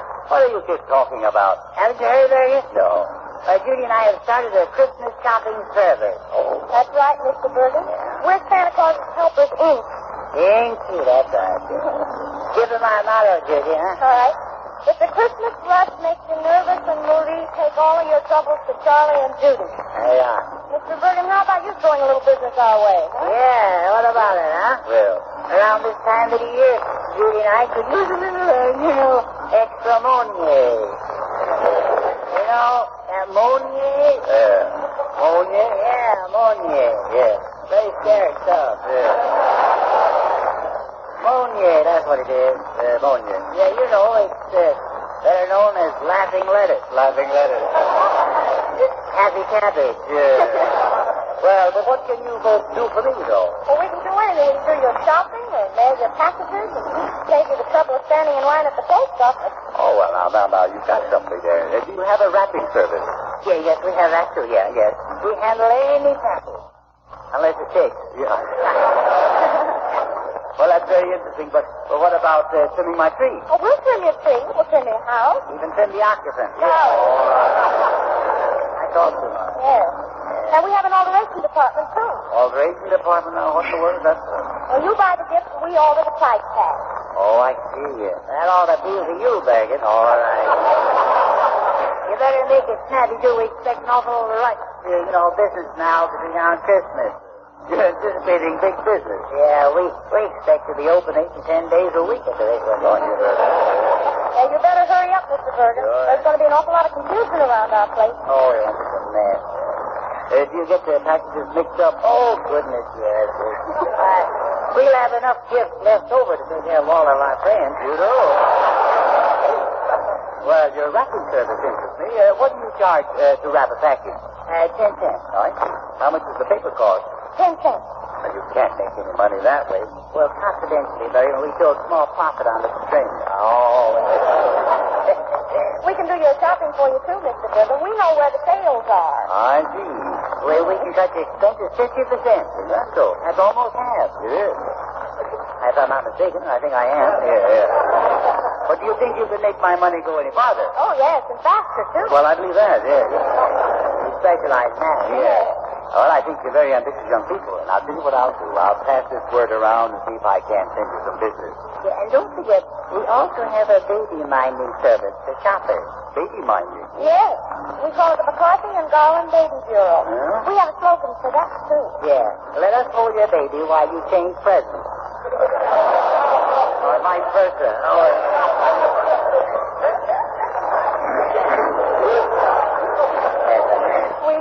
We sing them lullabies, play patty cake. We even count their pinkies if you care for that sort of thing. Well, I personally wouldn't know it, Dodo. Yes, see, not only that, but we bottle them and we bathe them, too. You bathe them? Yeah. Every morning we bathe them from top to from stem to from beginning to we just dunk them. We do like around.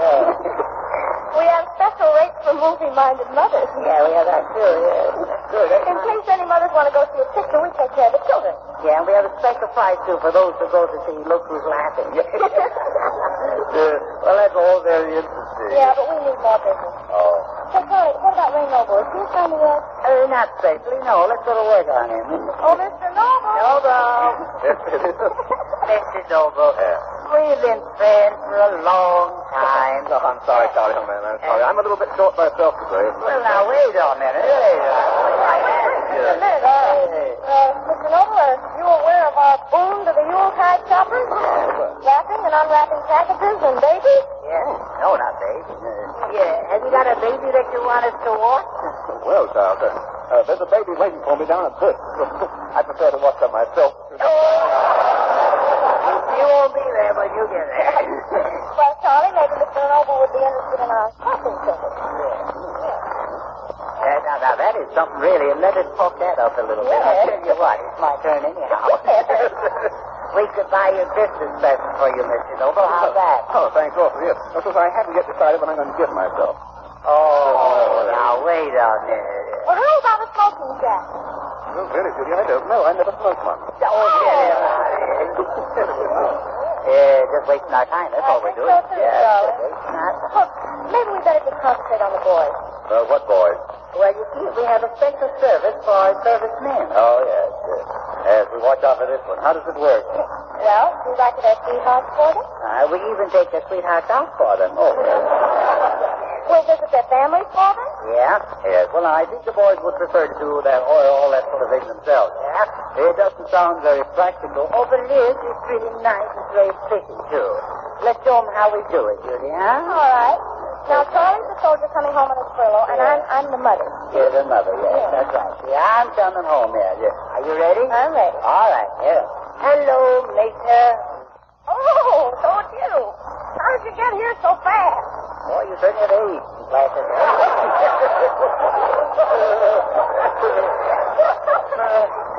Just tremolo right through it. Well, I tell you, Major, I came in a tank, Major. A tank? Yes, you know, one of those Fort Ord sedans, you know. You certainly look dirty. You're all full of soot. Yes, well, you see, my job is to swab out the cannon. And speaking of cannon, that reminds me, where's Father? Oh. He's outside knitting. Did you get that last pair of socks he knit for you? Yes, I did, yes. I'm using them for laundry bags.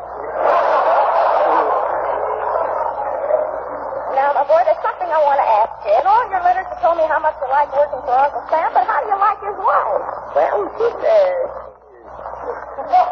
His wife? Who's that? Anti-aircraft.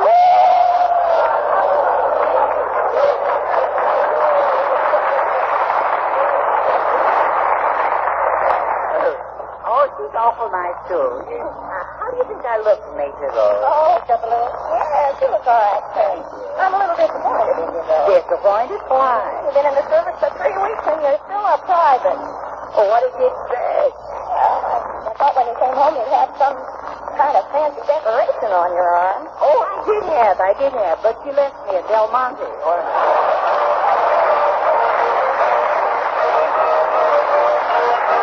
Coffee pot is kept mighty busy at this season of the year. Breakfast, lunch, and dinner, supper, and when friends drop in between meals. If it's good coffee, people can't get enough. Yes, there's always a hearty welcome for Chase and Sanborn of truly great coffee. It's coffee in the Christmas tradition with an abundance of super-rich, friendly flavor. Yes, Chase and Sanborn dated coffee is just what you've always wanted. Superb coffee, freshly roasted, at a reasonable money-saving price. That's why this blend is so overwhelmingly popular. It's better coffee for less. Our famous dating and distribution system makes that possible. The freshly roasted coffee, fragrant and delicious, is rushed from the rest. Join us again next Sunday, won't you, when Charlie's guest will be Lana Turner. And in the meantime, don't forget, every time you say Chase and Sanborn, please, to your grocer, you're saying thank you to us. This is Buddy Twist saying good night for the makers of Chase and Sanborn. Entertainers rolled on. Charlie McCarthy, December 7th, 1941. Up next, an episode of The Great Gildersleeve, also from that date, from their very first season, December 7th, 1941.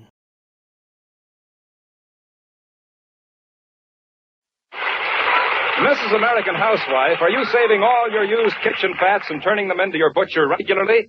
Because the Army and the Navy need them, and need them now. Every drop yields material essential to the manufacture of ammunition and medicine.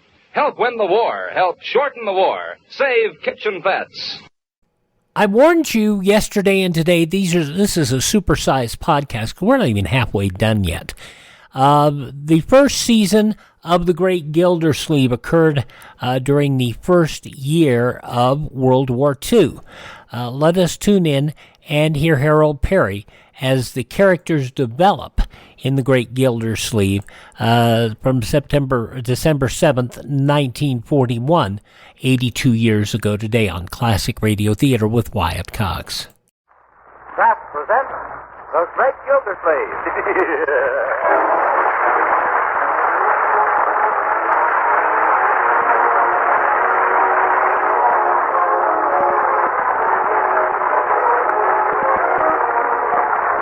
At this time from Hollywood, California, Kraft presents Harold Peary as The Great Gildersleeve, written by Leonard L. Levinson.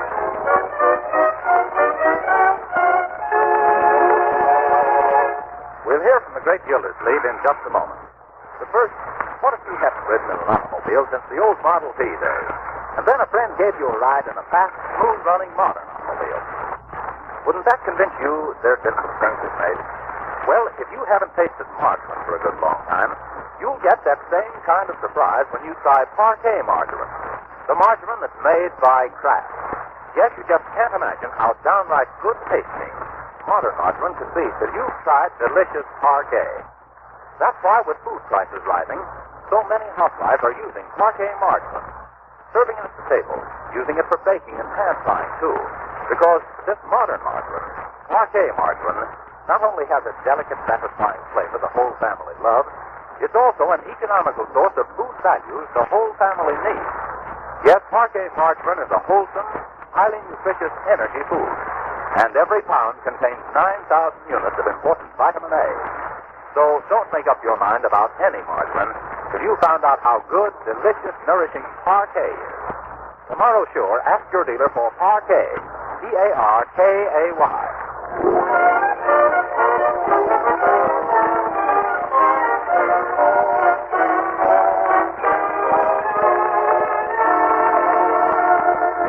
And now let's visit our friend, the Great Gildersleeve, as he and Marjorie and Leroy wait in the Summerfield Railroad Station for the arrival of that well-known authoress, lecturer, and second cousin, Octavia Gildersleeve.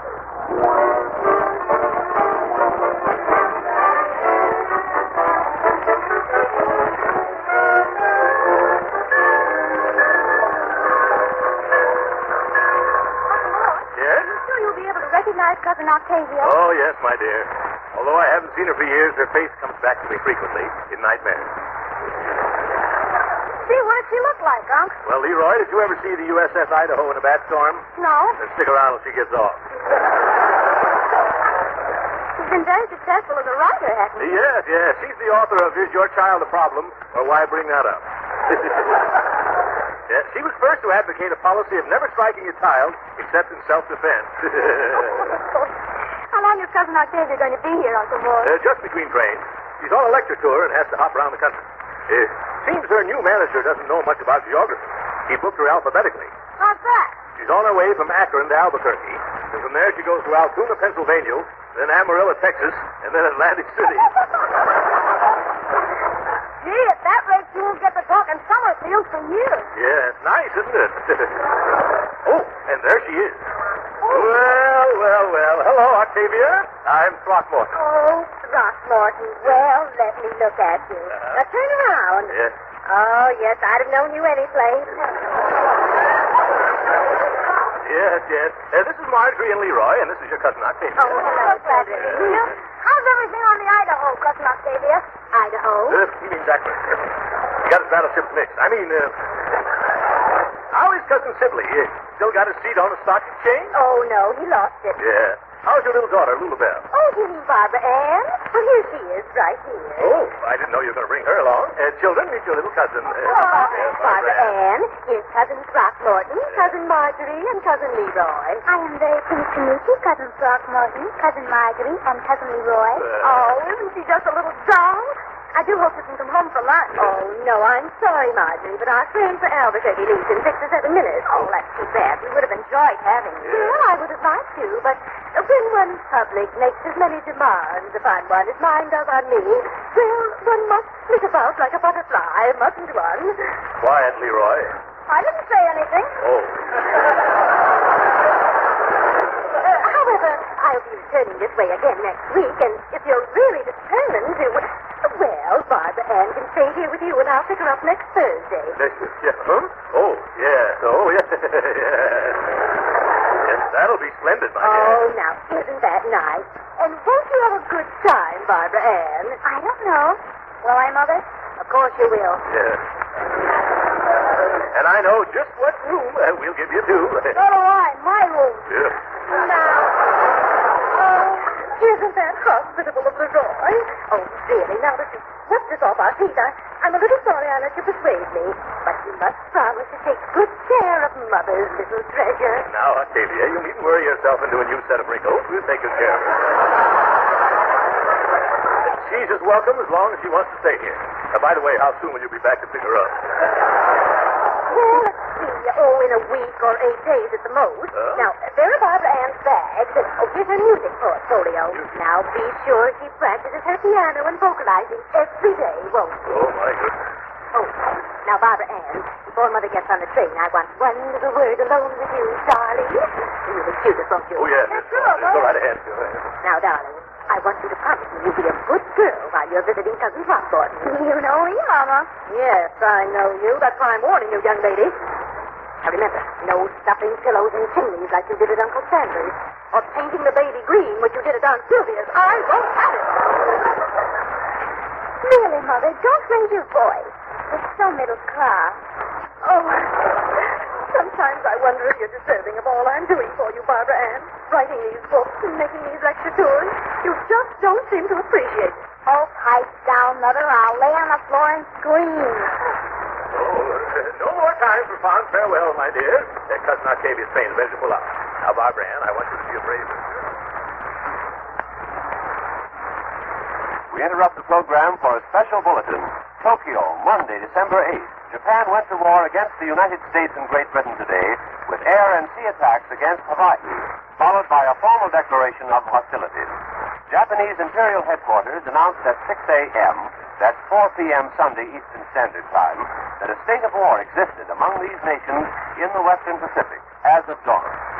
Shortly afterwards, Domai announced that naval operations are progressing off Hawaii with at least one Japanese aircraft carrier in action against Pearl Harbor, the American naval base in the island. We return you now to the Great Gildersleeve. Don't you think so, Marjorie? Well, if you would have asked me. Leroy, nobody asked you. Well, go ahead. Ask me, I dare you. Quietly, boy. It was well done, Barbara Ann. Yeah. Can I have my quarter now? A quarter? Yes, I always get a quarter when I play. Sometimes my father gives it to me even before I'm finished. Yes, I'm beginning to see why. Well, here you are, young lady. Now, you and Leroy run along somewhere and play. All right, Uncle Mort. All right, Uncle Mort. What do you mean, Uncle Mort? He's just a cousin to you. Lovely, innocent youth. Oh, say, Uncle Mort. Yes, Marjorie. You haven't been trying on my hats, have you? Don't be silly. I haven't had on a lady's hat since the last time I went. Of course not. Oh, but it must have been Barbara Ann. And she's wrecked them. Oh, my dear, not her. Why, she's a regular little angel. A little... Why, Leroy, what's wrong? What is it, Leroy?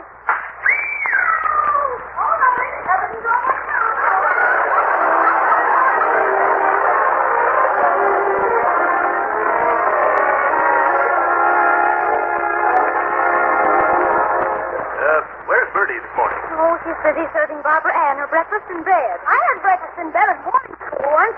Some of the other guys filled my bunk with cornflakes. Meg, she told Bertie that she's had breakfast in bed ever since she was born. Oh, well, I did too, up to a certain point. And they bought me a high chair. Good morning, Bertie. Can I have my breakfast now, please? Just as soon as I fixes some other eggs from Missy Barbara Ann. Missy Barbara Ann? Yes, sir. That's what she told for me to call her. And by the way, is a bandana handkerchief around here anywhere? She wants me to wrap my head up in one. Bertie, I wish you'd stop playing topsy to her little Eva. Fix some breakfast for the rest of us. I'm sorry, Miss Gildersleeve. I can't do it just now. I got the little girl's 2-minute eggs about 35 seconds too well done by mistake. And now she wants them rectified. Is that anything like scrambled?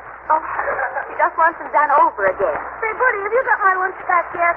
Oh, I know there was something I just remembered. I'll fix it for you the minute I finish giving Barbara Ann her manicure. Oh, yes, those pale hands she loves so well, yes. Keepers, I gotta leave for school right now. You better give me some money to buy lunch. Yes, all right. Here's 30 cents. Will that be enough? Too much. Here's a dime back. I don't think I'll be able to eat more than 4 hot dogs. Young man, don't you dare eat 4 hot dogs. Have something else, too. Okay, 2 hot dogs and 2 hamburgers. We shouldn't let things like this happen around here, Bertie.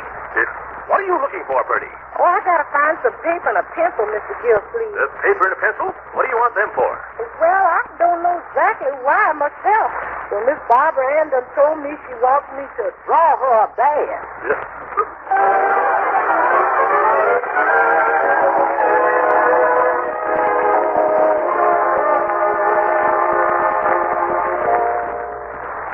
Barbara Ann, but Uncle Mort's going to be pretty angry when he comes home and finds out what you've done. Oh, Leroy, don't be so juvenile. He'll thank me when he sees how nicely I've washed out all his pipes. It smells so much sweeter now. Oh, it's bad enough putting them in soap and water, but spraying them with Marjorie's perfume was just too much. Well, you get break your teeth, Smarty. Oh, I'm so bored. What do we do now? Well, I don't know what you're going to do, but I got to go down and have my hair cut. Oh, good. I'll go along with you. And after you're through, you can take me to the drugstore for an ice cream soda. Nothing doing. What do you think I am, maid of money? I took you there yesterday for a soda, and you had 3 of them. Here, you drank up my allowance for 3 weeks and half an hour. But you have 50 cents now. I saw Cousin Throckmorton give it to you. That's for my haircut. Well, I don't see why you have to throw away your money in barber shop when I can give you a lovely haircut myself. You? Oh, yes. I cut my father's hair all the time. Oh, I don't believe you. I'll just cut your hair to prove it. After all, I owe it to you. What do you mean you owe it to me? Well, you've been so nice to me. I want to earn us $50 so I can treat you. Gee, I don't know. Oh, come on. Don't be so adolescent. Okay, but what do you mean I'm adolescent? I had them taken out the same time they took out my tonsils.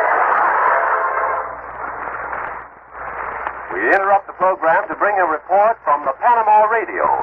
A Jap aircraft carrier was sunk off Honolulu, according to the Panama Radio. May we repeat that? According to the Panama Radio, a Jap aircraft carrier was sunk off Honolulu, according to Panama Radio. We return you now to Hollywood. Nice, because after dinner Leroy, take off your cap. Well, okay. Oh, my goodness, put it back on again. I'll take it off a little at a time so I get used to it. Now, see here, Leroy. Now, if you'll just let me explain, Unc, I didn't go to any barber. I'll say you didn't. That man wasn't even a good butcher. You still don't get it, Unc. This was a homemade job. Yes, Cousin Throckmorton. I tried my best to persuade Leroy not to do it, but he insisted on cutting his hair himself. Oh, me? Yes, you.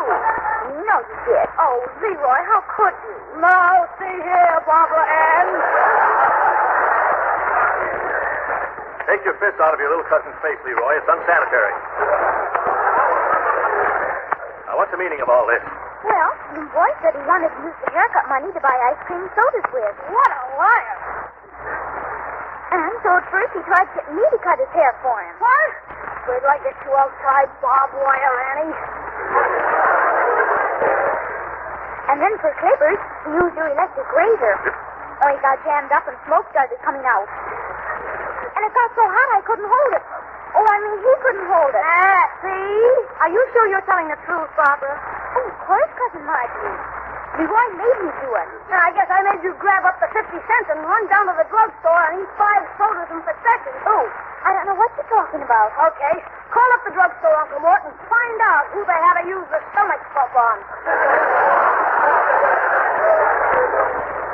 Barbara Ann, was it you? Sure it was. She came back and told me all about it. The little glutton was gloating. This conversation is becoming too utterly vulgar. In fact, it has ceased to be amusing. Well, what's gotten into her? I don't know whether it's hepburn or heartburn. Come back here, young lady. Yes, Barbara Ann. Now, you behave yourself. And sit down. Oh, very well. We'll go into this thing later. I haven't got any time now. That old goat Judge Hooker will be butting in here any moment. Who's Judge Hooker? Oh, the probate judge who has to approve Uncle Mort's administration of our estate. Yes. I want that legal buzzard to okay my annual report. Oh, that must be him now. I'll answer it. Oh, hello, Judge Hooker. You come in. Hello, Marjorie. Yes, Kim, all right. Leroy, maybe you better put your cap on again. Yes, that's much better. This way the old forest plaster. Oh, hello there, Judge. How are you this evening? Pretty spry. Huh? Hello, Leroy. Hello. Well, who's this dainty little Miss Gildy? Oh, this is little Barbara Ann Gildersleeve, Judge. Barbara, this is Judge Hooker. Oh, is this Judge Hooker? Yes. Why, somehow I expected you to have a little white chin rooster from what Cousin Throckmorton said. Yes, well, what did I say that gave you that impression, child? Didn't you say he was an old goat? What's this? It's just a little cold, Judge. Barbara, wouldn't you like to sing Pale Hands on the Piano for the judge? You mean so he'll okay your report? You? What's this? Is that the reason you invited me to dinner, Gildersleeve? Oh, no, Judge, not at all. By Jove, if I thought that was the case, I'd turn you down flatter than a stranded soprano. Barbara, I think we've heard enough. So do I. Now, please leave the room, young lady. All right, Cousin Throckmorton. Glad to have met you, Judge Hooker. Well, Gildersleeve, now that we're alone, take off your coat. Now, Judge, don't be hasty. Take off your coat, Gildersleeve. Yes, I don't want to fight with you, Judge. Neither do I, but the little brat him to kick me sign on the back of your coat.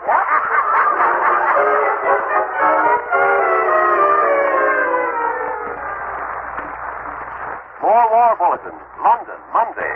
The British Parliament was called into special session for 3 p.m. today to hear a government statement, which everyone agreed would be a declaration of war against Japan. That was expected to coincide with similar action by the United States. Sitka, Alaska. A blackout was ordered for tonight at this site of a naval air station as police officials began a roundup of questionable characters. We return you now to Hollywood. Whole family container. That child and her imagination. She's never been farther south than the first balcony had gone with the wind. Oh, I think you're doing the poor little thing an injustice to.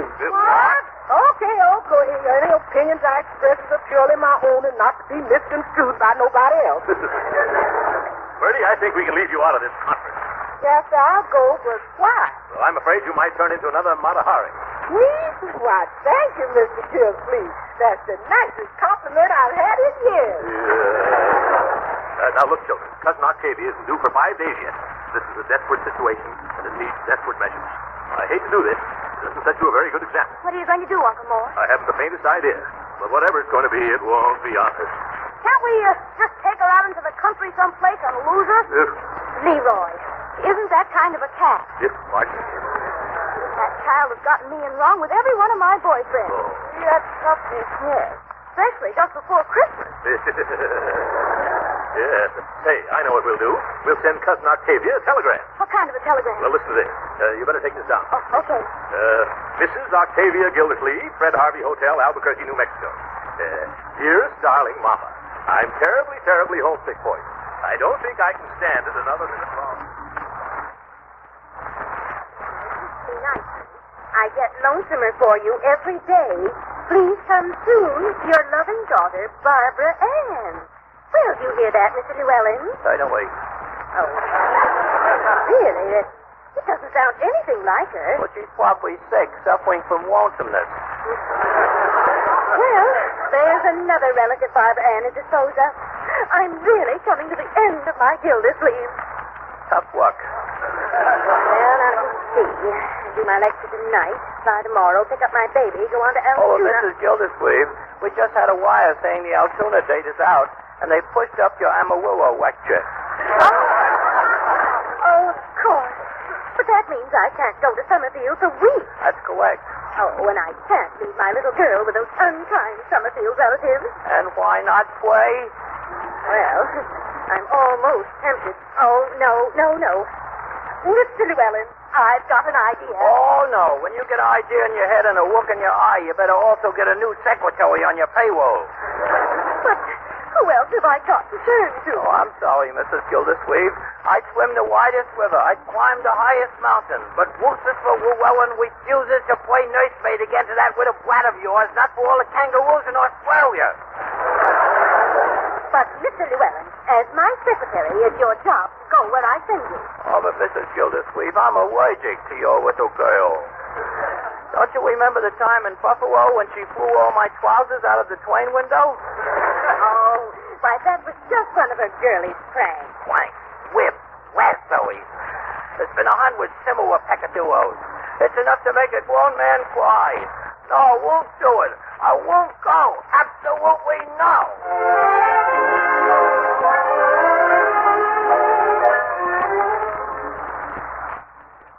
Another war bulletin. New York. Reports received by the Associated Press from Europe tonight said the German army was preparing an effort to take both Moscow and Leningrad and recapture Rostov within 2 weeks in a move linked with the outbreak of war in the Pacific. We return you now to Hollywood. That isn't what you said in your telegram. A telegram. The one you sent begging your mother to rescue you from Throckmorton P. Gildersleeve. I never sent any such message. Now, you can go right back and tell her so. This is just another trick. Now, I got a taxi waiting outside, so you hurry and pack your luggage. I'll do nothing of the kind. I like it here, and I'm staying. I'll just give you till I count to 3 to start getting ready. 1, 2, 3. 4.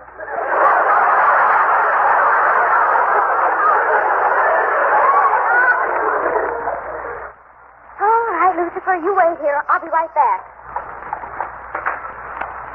Oh, Cousin Throckmorton. Yes? There's the strangest man in the living room. He says he's my mother's secretary, and he wants me to go away with him. But I never saw him before in my life. What? Are you sure? Oh, yes.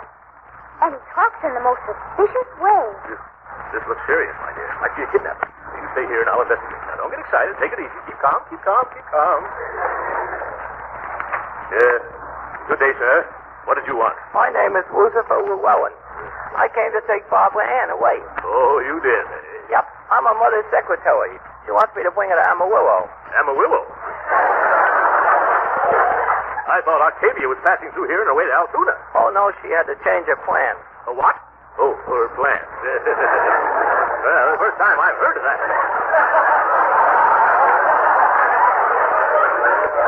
First time you've heard of it? Yeah. Didn't you get a telegram saying I was going to arrive today?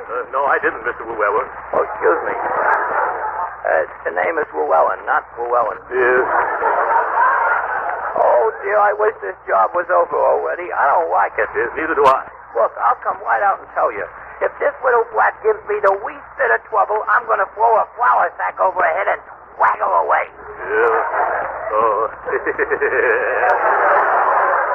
You are, eh? Yeah. Well, Mr. Llewellyn, if you don't mind, I'd like to have you step right in here. Joy, but it don't look like a... In you go. Help! You let me out! I'll just hold you for a while, Mr. Kidnapper. Wait! Help! Please! I'll get you the police. By George, that's who I will get. Oh, who can that be? Yes, all right, I'm coming. Oh, telegram? Thank you, boy. Oh, now what's this? Rockmorton P. Gildersleeve, unable to pick up Barbara Ann myself, sending Secretary Mr. Llewellyn, Octavia. Oh, my goodness, this explains everything. Let me out of here. Come on, you big one. Let me out of here. Oh, coming, Mr. Llewellyn. It's all a mistake, sir. Put up your dukes, Gildersleeve. Yeah? I'm going to wham-base you from here to next Waddy. Come on, fight, you big palooka. Now, calm down. Take it easy, Mr. Llewellyn.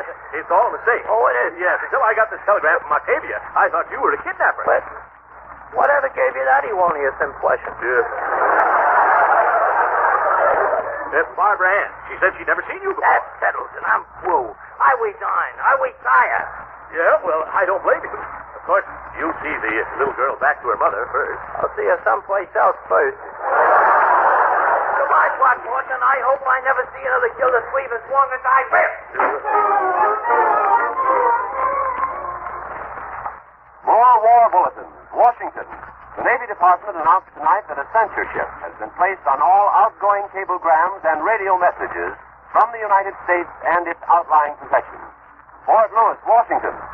All men who have been honorably discharged from the 9th Army Corps area during past months because of reaching the age of 28 were called back to active duty by the Army today.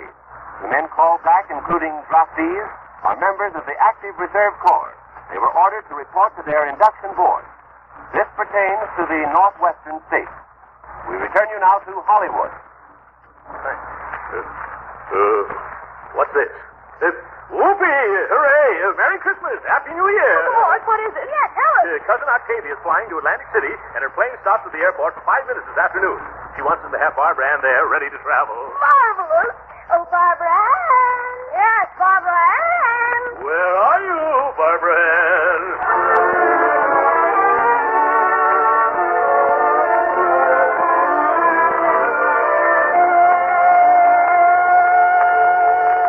Well, all the bags here? Yes, Uncle Mort. I guess we're all ready to go to the airport. I don't want to go. I want to stay here. I'm not going. Oh, you're not going, eh? Yes, you are, young dear. We've got plenty of time. Just a whole hour before that plane arrives. We're going to be on the safe side and get there early. No, I want to stay here. I'll be good. Yes, well, I guess I'll have to pick you up then and Oh, excuse me a moment, Barbara Ann. Hello? Throckmorton. Yes? This is Octavia. Oh, hello, Octavia. Whereabouts are you phoning from? From the airport. Why aren't you down here? The airport? What are you talking about? Your plane isn't due until 4:35. It's after 4:35 now. It's almost 4:40. What's the matter? Didn't you get my telegram? Why haven't you got Barbara Ann down here to go on the plane? Oh, my goodness. Our clock's an hour slow. Just wait there, Octavia. We'll be right down. I can't. The plane is ready to take off. I've got a lecture in Atlantic City tonight. Oh, my goodness. They're calling for me. When do you come back? In another 2 weeks. Goodbye. Yes, I've got a headache. What happened, Uncle Mort? Our clock was an hour slow. Somebody's been fooling around with our clock. And I think I know who it was. No. No, not me, Uncle Mort. I didn't do it. This time you're going to get what's coming to you, young lady. You come here. No, you wouldn't dare. Oh, no? I want you to know that this is going to hurt you a lot more than it hurt me. Hail, and by love, these eyes in Kaltemborn.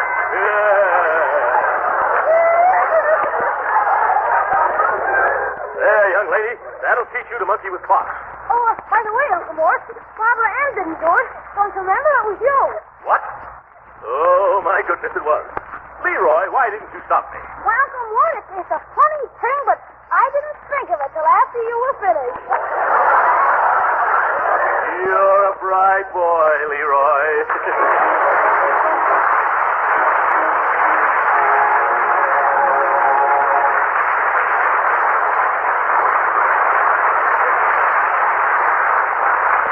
The Great Gildersleeve will be with us again in a few minutes. But right now, I think you'll agree that there's one sure way to find out if you like something, and that's to try it yourself. So I want to suggest a little experiment, one that may mean a lot to you in the high-priced days ahead. Tomorrow, get a pound or two of parquet margarine, the delicious modern margarine made by Kraft. Take it home and serve it at the table. Use it for baking and pan frying. Yes, use parquet margarine in every way, and I think you'll be amazed at how downright good a modern margarine can be. You see, parquet margarine is no ordinary margarine. Parquet margarine is the result of Kraft's long experience in making quality food. Yes, taste parquet margarine once, and you'll know the difference. Parquet's delicate, appetizing flavor is sure to satisfy. Interestingly enough, many of these advertisers weren't aware that their products would soon be subject to rationing and they would not be available to the general public. But they continued keeping people entertained during the war. December 7th, 1941, the Great Gildersleeve. We're going to stay on that same date. As we have this entire supersized podcast, we will go to Mutual and see what's going on with the adventures of Sherlock Holmes. That's up next here on Classic Radio Theater with Wyatt Cox. And now, a brief reminder from Uncle Sam that to the millions of American men and women overseas, nothing is more important than mail from home. Write often. Make your letters cheerful. And be sure to use V-mail. V-mail is private, speedy, safer, and it helps to lighten the burden of delivery. The words of Eddie Cantor. Now on Classic Radio Theater with Wyatt Cox, we continue to remember the events of this date, December 7th, 1941, 82 years ago today, an episode of the Sherlock Holmes program with Basil Rathbone and Nigel Bruce. This episode, Mrs. Warren's Key. Sherlock Holmes, starring Basil Rathbone and Nigel Bruce. The makers of bromoquinine cold tablets bring you another adventure of Sherlock Holmes, with Basil Rathbone as Sherlock Holmes and Nigel Bruce as Dr. Watson. Friends, when you're the victim of a cold, remember this. Bromoquinine cold tablets are made exclusively to help relieve the usual distress of cold. They're not a cure-all. They're made for one purpose, and one purpose only, to help relieve the common miseries of a cold. The ache, the pain, the fever, and nasal stuffing. That's why they do such an effective job.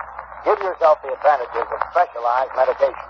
When a cold attacks, take bromoquinine cold tablets as directed and only as directed. Now, here we are again in our habitual armchair in front of Dr. Watson's fireplace, waiting for the good doctor to put down the evening paper.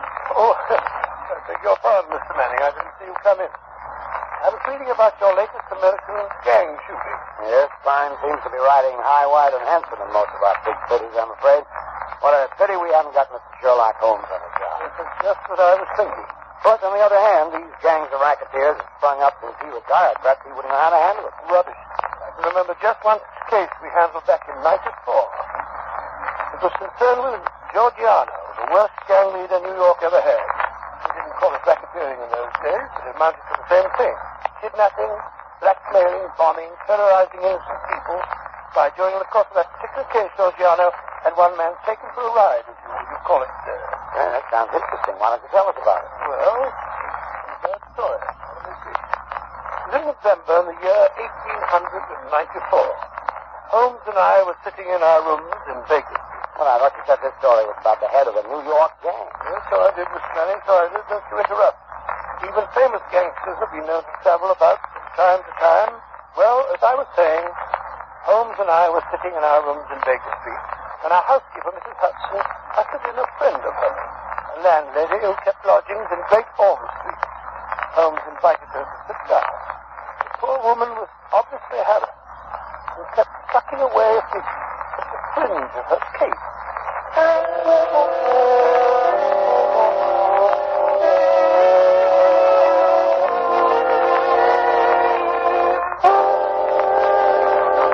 Mrs. Hudson tells me that you've been having some difficulty with the lodger, Mrs. Warren, that's the name, sir. No, Mr. Holmes, you couldn't call it difficulty I'm having. There was a lodger that was easier to do for. It's just that I don't see him from one weekend to the other. Oh, come now. There's nothing to be uneasy about. My best of Mrs. Warren, if I were your lodger, there would be many occasions when you wouldn't see me for weeks at a time. I work a good deal at night, you know, and do my speaking by day. Oh, no doubt, Mr. Holmes, but this is different. He never goes out, not even at night. I've waited up to find out. I never see his face, not even when he pays his bills. Not a sign of him ever seen for the last 3 weeks. And how do you know he's still there? Like he's trying to get away from something. Oh, it frightens me, Mr. Holmes. I can't sleep for fright. When did this lodger first come to you? 3 weeks back it was. He has returned tonight with 50 shillings a week. You see, there's a fine sitting room and bedroom all complete like at the top of the house. Yes, indeed. Go on. Well, Mr. Holmes, he says to me, I'll pay £5 a week if I can have it on my own terms. He took a £10 note out of his pocket then and there and gave it to me 2 weeks in advance. Then he says he's to be left entirely to himself and never for any excuse are we to disturb him. So he took the rooms and hasn't been out since? Oh, yes, he has, sir. What? But I thought you said that he...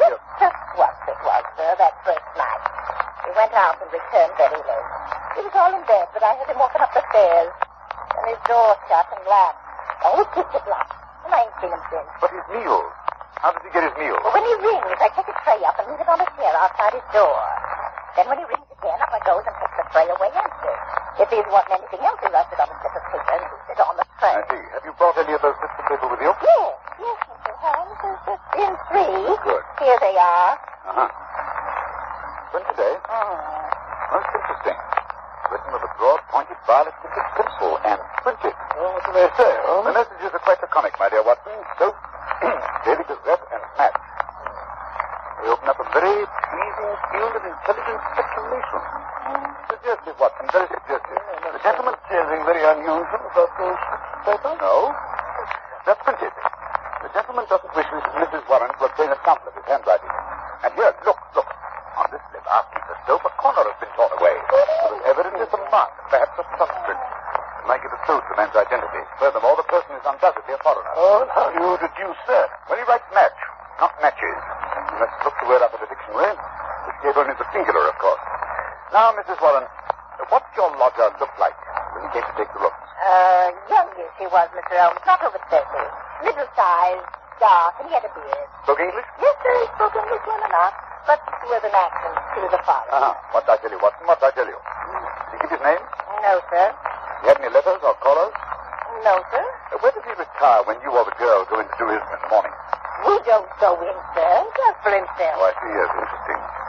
And you say nothing has come out of that room? Absolutely nothing? Just 2 burnt matches and a cigarette end. They was on the tray this morning. You brought them with you? Oh, that I did, sir.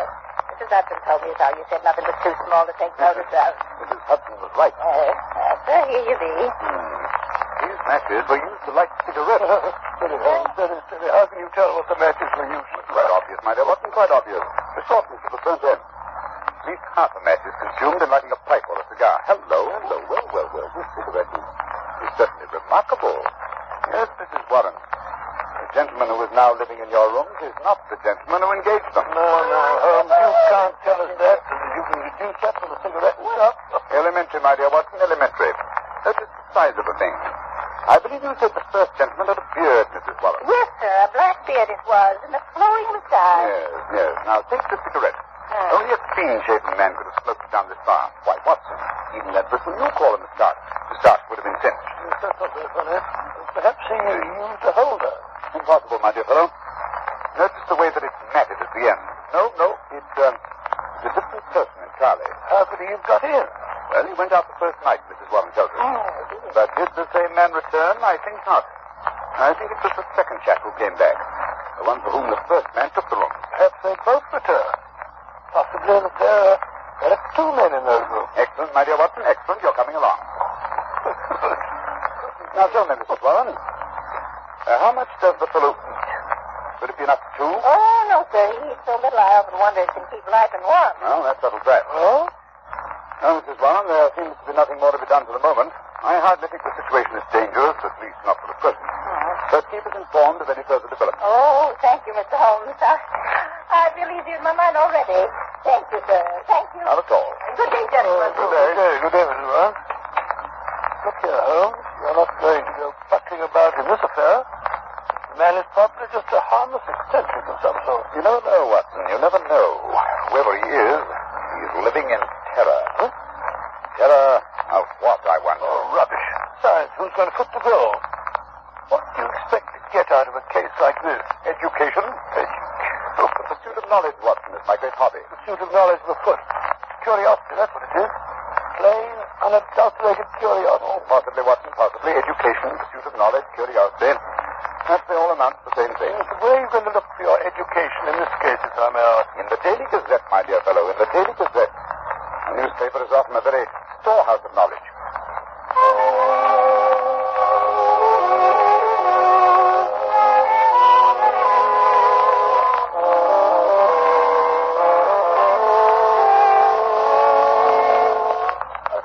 Every time I look at you, you have your nose buried in a copy of the Daily Gazette.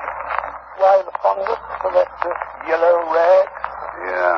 The Daily Gazette is the paper Mrs. Warren's mysterious lodger asked for, remember? Well, what of it? What can you discover from a common newspaper? The answer is nothing. Nothing at all. Here it is 4 days since we heard of that mysterious gentleman, Mrs. Warren. What have you unearthed? Nothing. Absolutely nothing. You're wrong as usual, my dear Watson. I don't know. We interrupt this program to bring you a special bulletin from the NBC newsroom in New York. President Roosevelt will address the joint session of Congress at noon tomorrow. We return you now to the adventures of Sherlock Holmes. My chief is enemies to the hiding place of the mysterious lodger. How would you go about keeping in touch with him? Just where now? Through the papers, my dear fellow, through the agony columns. And since Mrs. Warren's lodger received only one paper, the notices must appear in that. Yes, I see now, but how can you tell which notice is the one we're after? By elimination, Watson. By elimination. Take this paper, for instance. The edition which appeared 2 days after the lodger took up his residence with Mrs. Warren. The agony column, huh? Let's have a look. Dear me. What a collection of groans, cries, and utter nonsense. Perhaps, my dear Watson, perhaps, but nevertheless, an invaluable hunting ground for the searchers after education. Well, go on. First one reads, surely Jimmy will not break his mother's heart. That's very pertinent. Listen to this. It's the lady who fainted in the Brixton bath. Disregard that. The lady doesn't interest me. Here's another. Every day, my heart long. Oh, bleach, Watson. Unmitigated bleach. Go on, please. Well. Be patient. We'll find some means of communication. Meanwhile, watch this column. It's signed G. Sounds more plausible, eh? Are there any others? Yes. 3 days later, we picked up the trail again. Here it is. There, that one. And making successful arrangements, patience and prudence, the clouds will pass. G again. Yes, nothing for 2 weeks after that. Then comes something more definite. Here. The spot is clearing. If I find chance to signal, remember code. A1, B2, and so on. You'll hear soon. Oh, what for, G? Let go. Things are warming up. See who that is, will you, Watson? Sure. I'm sure he wanted his money. Thank you so much. Well. What is it? It's the afternoon copy of the Gazette that has just arrived. This is how it's good. See if there's anything in it. House of Parliament in heat of session. Actress has pearls still. Oh, come on, give me that paper. Look out, Holmes. You can't. Snatching a paper out of a fellow's hands like that. Nice manners, I must say. Here we are, Watson. Here we are. High red house with white stone facing, third floor, second window left after dusk. G. Ha. That's definite enough, Watson. That's definite enough. Hello. What's that? Look out of the window, will you, Watson? Your friend, Mrs. Warren. I said she must be excited. Her hat's on the side of her head, and she's puffing like a steam engine. There's Mrs. Hudson. Just let her in. Yeah, something happened. We weren't there. Confound it, Watson. I hope something did it. Come in. Mrs. Warren, what's up? Oh, Mr. Holmes, sir, I come as best as I could. Well, here, take a chair and get your breath. Oh. No, wait a minute. Sit down. That's better. Now then, what's happened? It's a police matter, that's what it is. I'll have no more of it, and I won't. I'll pack him on bag and baggage. I'm at the end of my patience, I am. When it comes to knocking my old man about. Mr. Warren, well, tighten him up anyway. Who did that? Well, that's what we want to know. It was around 11 this morning. There was a fog, you remember? Well, I sent Mr. Warren around to get me some money and for the stew we were to have for lunch. Well, he says he got no more than 10 paces down the road when 2 men come up behind him, threw a coat over his head, and bundled him into a cab that was standing beside the curb. 12 o'clock, 1 o'clock, and he don't come back. And there am I and me stew left waiting for the onions. Well, at 2 o'clock they come up a stew anyhow. And you know what a stew is like without onions. Yes, it's like tea without... Yes, I like mine. Well, milk isn't all bad. I can run on the milk. Go on, Mrs. Warren. Go on. Never mind. Yes, well, it's 3 o'clock. My old man comes home, all black and blue, and his coat tore. At first, I think he's been in some pub. He's got a weakness for a drop now and then. Yes. Well, go on, please. Pretty soon, I see he's not drunk, just dazed, and he tells me he's been driving around for 2 hours with a couple of men threatening him. And finally, they opened the door and shoved him out. And when he comes to, we found he was on Hampstead Heath, so we took a bus home, and there he lies now on the sofa, moaning and groaning. Indeed, most interesting. Did he notice the appearance of the man? Did he hear them talk? No, Mr. Old. He's clean dazed. He just knows he was lifted up as if by magic and then dropped again. By magic? Yes, sir, that's right. And you connect this attack with your lodger? Well, sir, we've been living there 15 years now and know that happenings ever came before. I've had enough of it. Money's not everything. I'll have him out of the house before the day is Now, done. wait a minute, Mrs. Warren. Wait a minute. Don't do anything rash. The matter's becoming more and more interesting. It's clear that these men mistook your husband for your lodger, and the heavy fog this morning, and when they discovered their mistake, they released him. They threw him out, they did, on his ear. Yes, well, wait a minute. The important thing is that your lodger's enemies have found him. They're on his track. They'll be back. I suggest you return to your home at once, before anything serious has a chance to happen.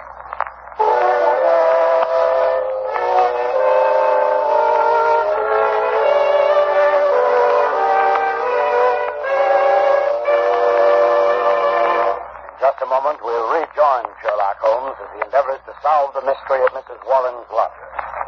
Ladies and gentlemen, in every American city, town, or village, you'll find a group of people who are worthy of the highest praise. The American druggists, men and women who are always on the job to serve our needs day and night.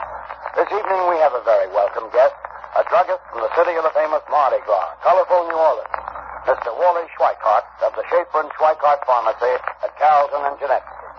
Now, here's what happened the other day when a friend of mine visited the Schaefer and Schweikart Pharmacy. Mr. Schweikart, you certainly have a fine modern drugstore. How long have you been serving this neighborhood? About 25 years. Well, sir, it's a long time. Say, what were those big buildings I just passed on the way out? Why, the famous Tulane and Loyola University. And we're proud to have some of the students among our best customers. And I suppose you have an occasional professor stopping in, too, huh? Yes, we do. College students and professors buy medicines just like anyone else. And that brings up a question I'd like to ask. What do most of your customers buy when they want to relieve the usual symptoms of colds? Bromoquinine cold tablets by a big margin. We recommend them, and both Mr. Schaefer and I have used them to help relieve the common miseries of our own colds. That's just the way it happened, isn't it, Mr. Schweikart? Yes, that's right. It's been a pleasure to have you with us, Mr. Schweikart, and your statement bears out the results of a coast-to-coast survey conducted by one of America's leading research organizations and taken among over 2,000 American druggists just like yourself. It was found that more than 87%, that's about 9 out of every 10 druggists, recommend bromoquinine cold tablets as an effective aid in the relief of the usual cold symptoms.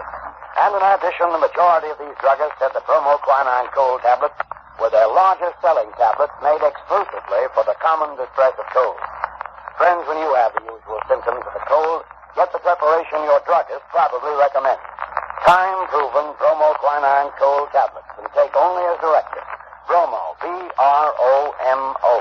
Quinine, Q-U-I-N-I-N-E. Bromoquinine cold tablets.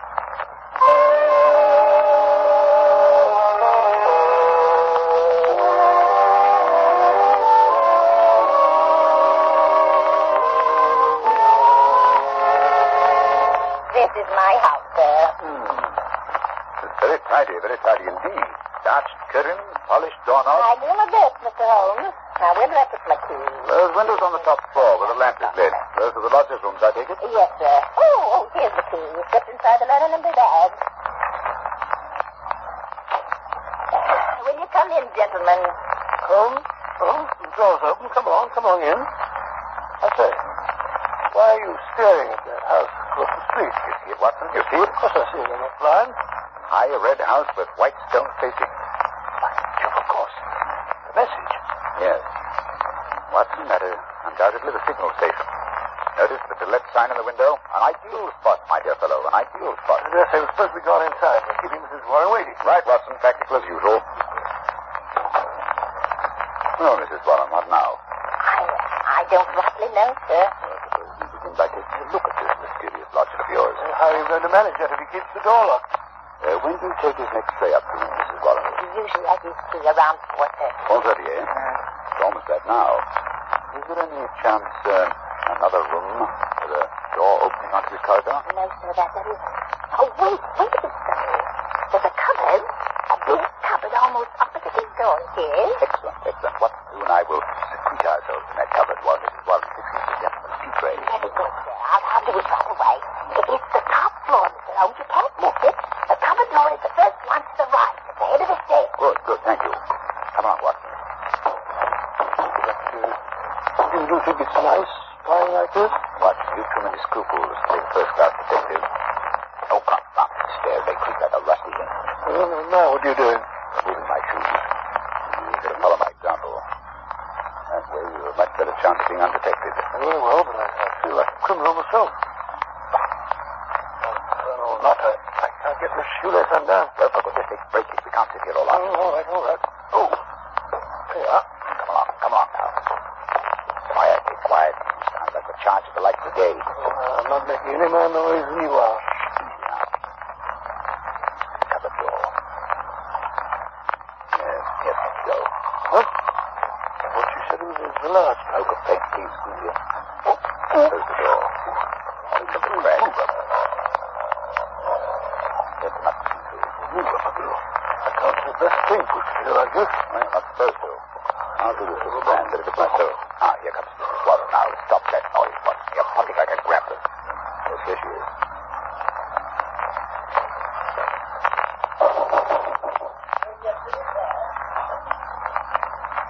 Slipped on chair.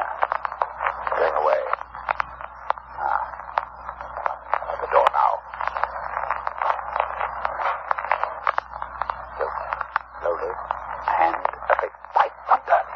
Well, I dashed. What is it, Holmes? What's happened? Something I did not foresee. Follow me downstairs quickly, Watson. My own excitement. Who was it? Who opened the door? Remember I deduced the substitution of lodgers, Watson? Yes. What I did not foresee was that we should find a woman, and no ordinary woman, Watson. No, of course not. Dark, young, handsome, with a face etched with terror. Terror? Do you think she saw us? I think she suspected us, at least. Well, what do we do now? We put on our shoes. They're going to spend the next few minutes on the front doorstep. Why? You remember the message said that G would communicate with the lady at dusk today? Please keep an eye on the window opposite. Yes, but that's It's almost dark now. Come along.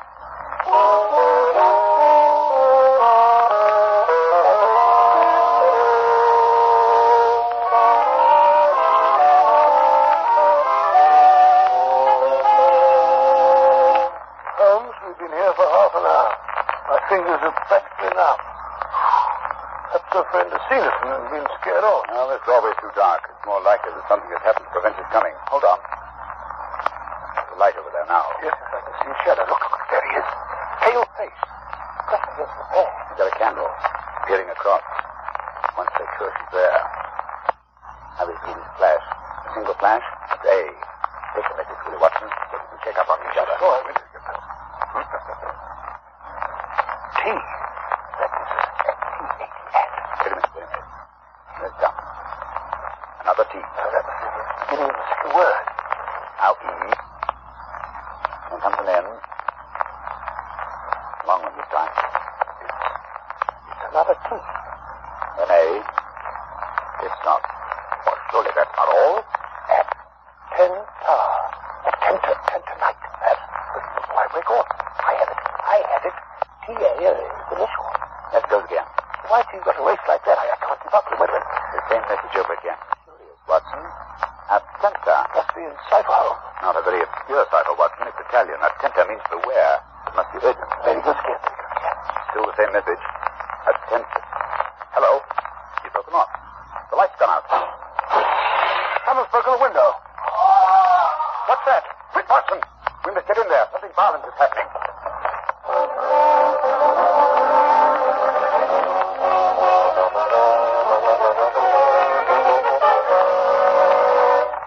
The door's unlocked, Holmes. Come on, Ben. Keep your revolver handy. I can't see a face. Here, up these stairs. Hello. Can't really drop it. You're warm. Light a match, Watson. That's better. Let's look around a bit. So quiet. It's uncanny. Where could he have gone? There's the broken window. And here, look here, Watson. Blood. A trail of blood on heavy object has been dragged along the floor. Reach to this cupboard door. Open it, Watson. You think I ought to? Oh, very well. Oh, look. On the floor, a man. On his back and covered with blood. Look, there's a knife. A knife sticking straight up. Driven blade deep into the body. A terrific blow. Give me that candle. Let's have a look at it. Yes. There. Look at the red circle drawn on the floor under his head. A halo in blood. Holmes, what are you doing with that candle? Finishing the message. I think it will be helpful. Let's get to the root of this mystery. I must find out how he got there. You mean this man? Then you recognize him? Naturally, Watson. It's Black Georgiano, the head of the most terrible band of criminals in America. Like Georgiano. Gee, for Georgiano. Then it must be he who sent the message. What's he doing over here in England? That's the question and asks a lady from across the street. We should be here in a moment. I signaled her to come. Here she is. What is it? I have a come. Ah, fool. What is it? What have you done with him? You must prepare yourself for a nasty shock, madam. My husband. What has happened? What are you hiding from me? Who is that on the floor? I beg of you not... Oh, let me see. Georgiano. Romeo, you're seeing him. He's dead. Please don't be so upset, madam. But it is wonderful. Marvelous. What? You are the police. You have killed him. Oh, I'm so happy. You have killed him. He was dead when we found him. How so? Then it was my Jenna who killed him. My wonderful Jenna. He has done it perfectly. He has painted him magnificent. But where is he? Just now he sent a message for me to call. It was I who sent the final message. Your husband disappeared out of the back window, if I read the signs correctly. But I ran away. Oh, my husband, he did it to protect himself. To save me. No one could blame him. You could not arrest him for that. No. Now that your Jenna is dead, we fear nothing. We are free. Perhaps you'd like to tell us about it. I may be able to arrange matters with Scotland Yard. Well, Jenna is my husband. Gennaro Luca. I am Amelia Luca. My husband and I, we live in New York. We are happy until my Geno's brother, he meets this Georgiano. He was a devil, a monster. There is no judge in the world who would punish my husband because he killed me. Yes, I understand he had rather an unsavory character. He was a king. He makes the young Italian men join in his society. Gennaro's brother was one of his men. He cannot break away. He must do the most terrible thing. And then one night he say no. He was shot. Shot in the back. In the back? Quite a sportsman, huh? Quite what? After that, this Georgiano, he say my husband must join his gang. He began to make love to me. He is terrible. I'm so afraid. So you ran away? Yes. One night we go on a boat for England. But we know Georgiano will follow us when he finds out. My Jenna, he hide me where I will be safe. He knows Georgiano will come, and he waits for him outside. Tonight he arrives at last. But my Jenna is ready. He is prepared to kill him. Oh, he is a hero, my Gennaro. I don't know what the British point of view will be, but I imagine that in New York, this lady's husband will receive a pretty general vote of thanks. Oh, I think we can arrange the British point of view, Watson. Scotland Yard has been on the lookout for this Georgiano since they heard he had landed. Mr. Luca has just taken a little bit of work, that's all. And now, Mrs. Luca, if you'll come with me, I believe we can arrange matters satisfactorily. Gracias, senor, gracias. I'm so happy. Well, it's been an interesting case, Holmes, but I still can't for the life of me see what you expect to get out of it. Education, Watson. A little more education. Always seeking knowledge at the old university.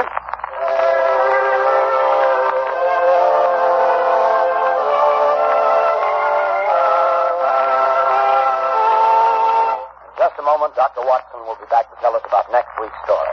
Ladies and gentlemen, when colds are prevalent, act wisely. Don't neglect the cold. Rest and avoid exposure. Remember, if neglected, even a so-called light cold may lead to more serious illness. But if a cold attacks with its headache, pain, nasal distress, and fever, take bromoquinine cold tablets. They go right to work to help relieve the usual miseries of a cold. They're specialized medication and they work internally. They bring prompt relief, grateful relief, and they are time-proven. They're known and sold everywhere to help relieve the common discomforts of colds. Yes, you can take them with confidence. So when you have the usual symptoms of a cold, get busy and take bromoquinine cold tablets. Use only as directed, and be sure to get the real thing. Look for the letters LBQ on the tablet. And always ask for them by name. Bromo, B-R-O-M-O.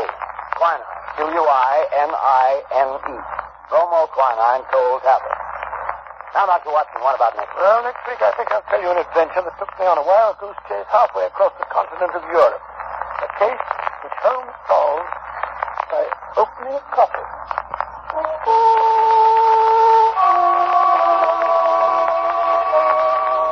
You have been listening to a Sherlock Holmes adventure adapted from Sir Arthur Conan Doyle's story, The Adventure of the Red Circle, with Basil Rathbone as Sherlock Holmes and Nigel Bruce as Dr. Watson.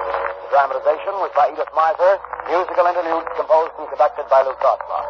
This program is presented from Hollywood each week at this time by the makers of Bromo Quinine Cold Tablets, prompt relief for cold distress. This is not Manning speaking. Christmas seals are the stamps that help fight tuberculosis. Your contribution to the health and strength of our nation. Buy your Christmas seals today. This is the Red Network of the National Broadcasting Company. Another program from December 7th, 1941, The Adventures of Sherlock Holmes, here on Classic Radio Theater with Wyatt Cox. We'll head over to CBS for a moment, an episode of Inner Sanctum Mysteries, here on this supersized edition of Classic Radio Theater with Wyatt Cox, remembering the events of 82 years ago today, the attack on Pearl Harbor. In a few seconds, faces and places in the news. But first, a reminder that the second war loan drive is now underway. This is a concern of all the people. $13 billion is a lot of money. It must be raised, and soon. Some of that money has to be yours. Buy an extra war bond every payday. We continue this supersized edition of Classic Radio Theater with Wyatt Cox, remembering the days, the opening salvo of Japan against the U.S., December 7th, 1941, and Inner Sanctum Mysteries, The Island of Death. I wish they probably wish they could take that name back after what happened that day, December 7th, 1941.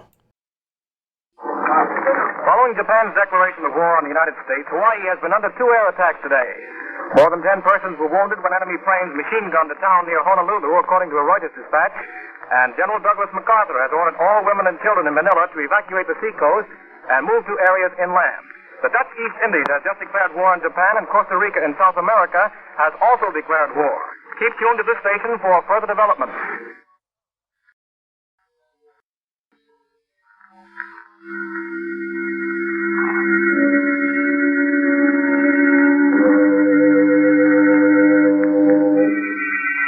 Inner Sanctum Mystery, brought to you by the makers of Carter's Little Liver Pills, the best friend to your sunny disposition.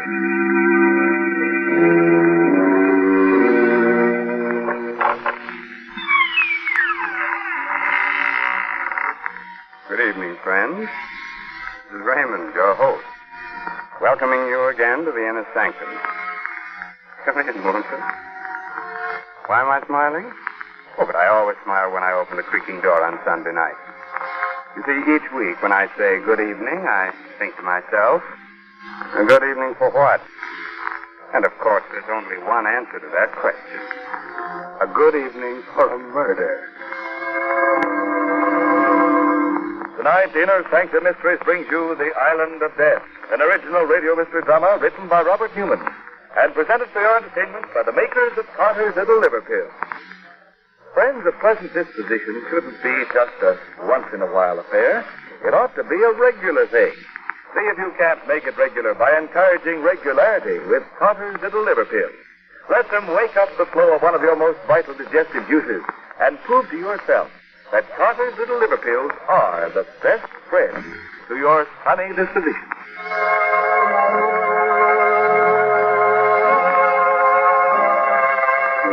Now I think we're ready to begin. Ready to begin as strange and terrible a tale as ever turned a man's hair gray overnight. A tale of voodoo, conjuring, black magic. Oh, now you're smiling. You don't believe in voodoo, huh? Good. Now turn down the lights, pull your chair up close, and listen to the story of the Island of Death. Come with me to the Dark Island, the secret magic island, Haiti. It is night.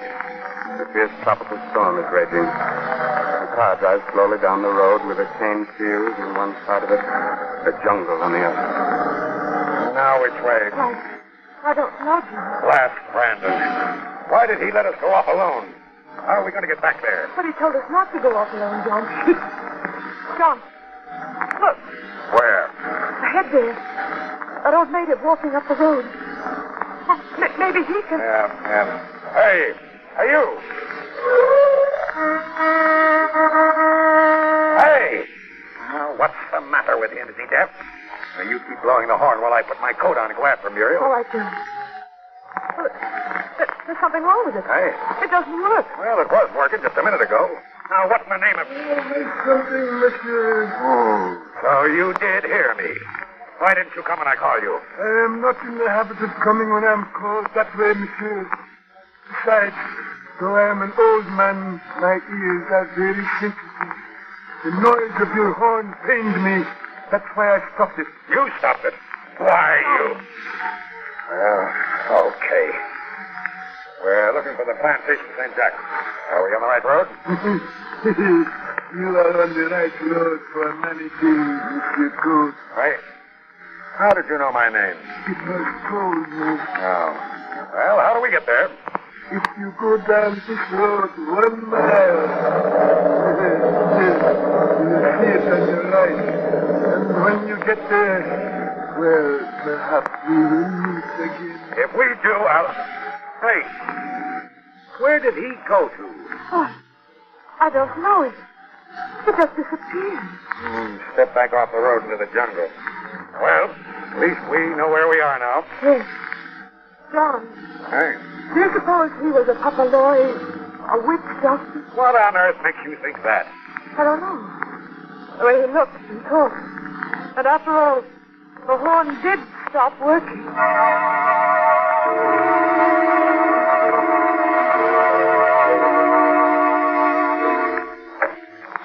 Coach? Is that you, Coach? No, Alan. Me. Muriel.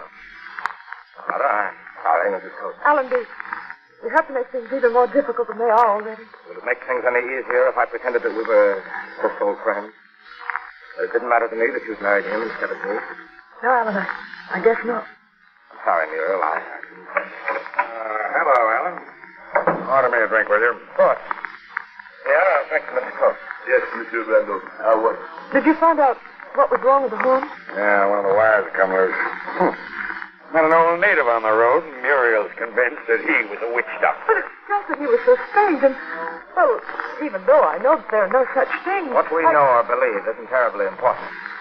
What is important is what the natives believe. They don't like being laughed at. You mean they really still believe in voodoo, stuff like that? Well... Here are your drinks, monsieur. Up here. Do you believe in voodoo? But naturally, monsieur. Oh, this is funny. This is really funny. Hey, what's that? Becomes nothing, monsieur. Just the steel hands doing the Dutch Congo. Oh. Well, they can't have done a hard day's work if they've got enough energy to dance at night. I think maybe I'll go down there. Oh, no, monsieur. No. What do you mean I must not? I am sorry, monsieur. I just meant, well, if you are interested in voodoo conjuring, perhaps I could show you some. You, Pierre? Oh, I'm no papalois, Monsieur Randall. I have some skill with the knucklebone, telling fortunes. And if Monsieur Coach would like... No, why not? Go ahead, Pierre. Very well, monsieur. There. An arrow 9 times.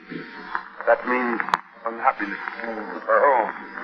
I see a city far away from here.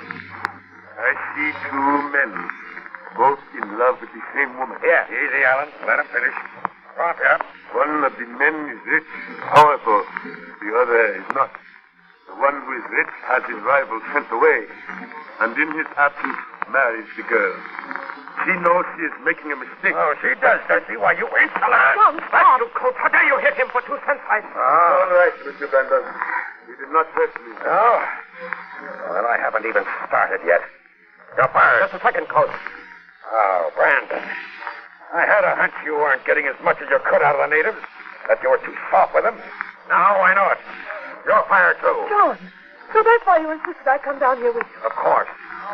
Don't you think I know that you're still in love with him? Okay, Coach, you asked for it, and I'm going to... No, you're not, Alan. I've got a gun here. Now you stay where you are. I'm going to have the field hands hut and really show them who's boss. Alan. Oh, Alan. It's all right, Alan. Being fired doesn't bother me. But the other things, are they true? But really, you are love. Made you even ask. Monsieur Bender, excuse me, but I think you should know. The drums, it is not the Dos Congo. It is the service people. Marron is down with the dust. What? Who is Marron? He's the most famous witch doctor on the island. John may be a swine, but he tends with him. Listen, Muriel, you stay here with Pierre. I'm going after John.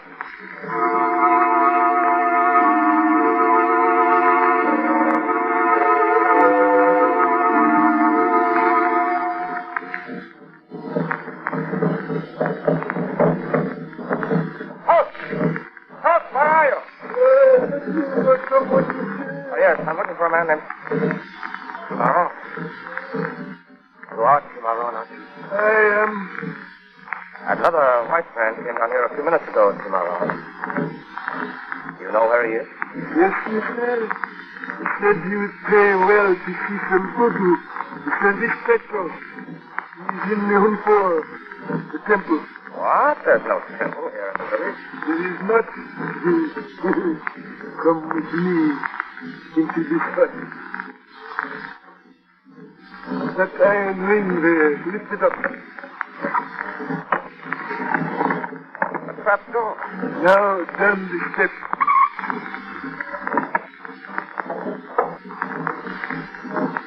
Here is the Hunfor. There is open. Oh, John. What do you want, Alan? Got to get out of here right away. That's exactly what I've been looking for. The place where they hold their spookaroo. Listen, John, I never did like you much, and I shouldn't really care what happens to you, but the white-haired native that brought me in here, you know who he is? Sure. The old coot I met on the road earlier this evening. He happens to be Timaron, the most powerful papaloy in Haiti. Yeah? Well, when I get finished with him, he won't show his face around this plantation again in a hurry, but... Silence! We are ready to begin. White man, I warn you, even Yango himself will be here. There is no telling what shape he will take. Whose body he will follow. Never mind the warnings. Go ahead. Very well. Patty, come back. The drums.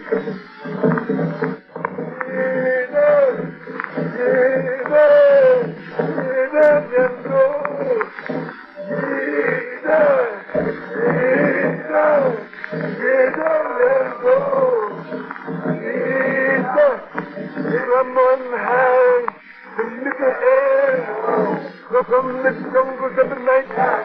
Come, Ida, come. See the body, loose its soul, point its feet this way, and come, Ida, come. Come, there. He has taken the body. He's coming. Quick, Patty. The war water. Sprinkle down the ground and swept the altar. Hey, what is this all about? What do they think they're doing? The bells. The bells of death. He's coming. Ida comes. Listen, you hear them? Something is coming. What do you mean, something? Listen, Judy. You... What it is? No, not yet. Bear. Holy smoke. There. They're white. The youngers come. Down. A woman. A white woman. Walking as if she were asleep or in a trance. As soon as she gets to the altar, we'll be able to see. Oh, great Scotty. It's Muriel.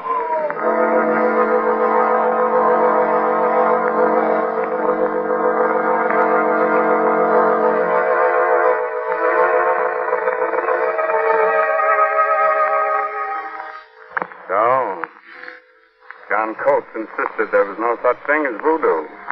Dared the witch doctor to invoke the god Yiranyango. And when the god did appear, he found he'd taken possession of the body of his wife. Very unusual. But not any more annoying than when a simple thing like a mean, sulky, gloomy disposition takes possession of us. Oftentimes irregularity is entirely to blame. So the sensible thing to do is get right after it with Carter's little liver pills. Now don't let the gloom of irregularity hold you back. Keep you from enjoying life and getting ahead in the world. Wake up the flow of one of your most vital digestive juices with Carter's little liver pills. Let them help you to feel up and mad and bubbling with enthusiasm, and alive with the glorious feeling that goes with regularity. Just give Carter's little liver pills a trial. And I think you'll agree that Carter's little liver pills can really be the best friend to your sunny disposition.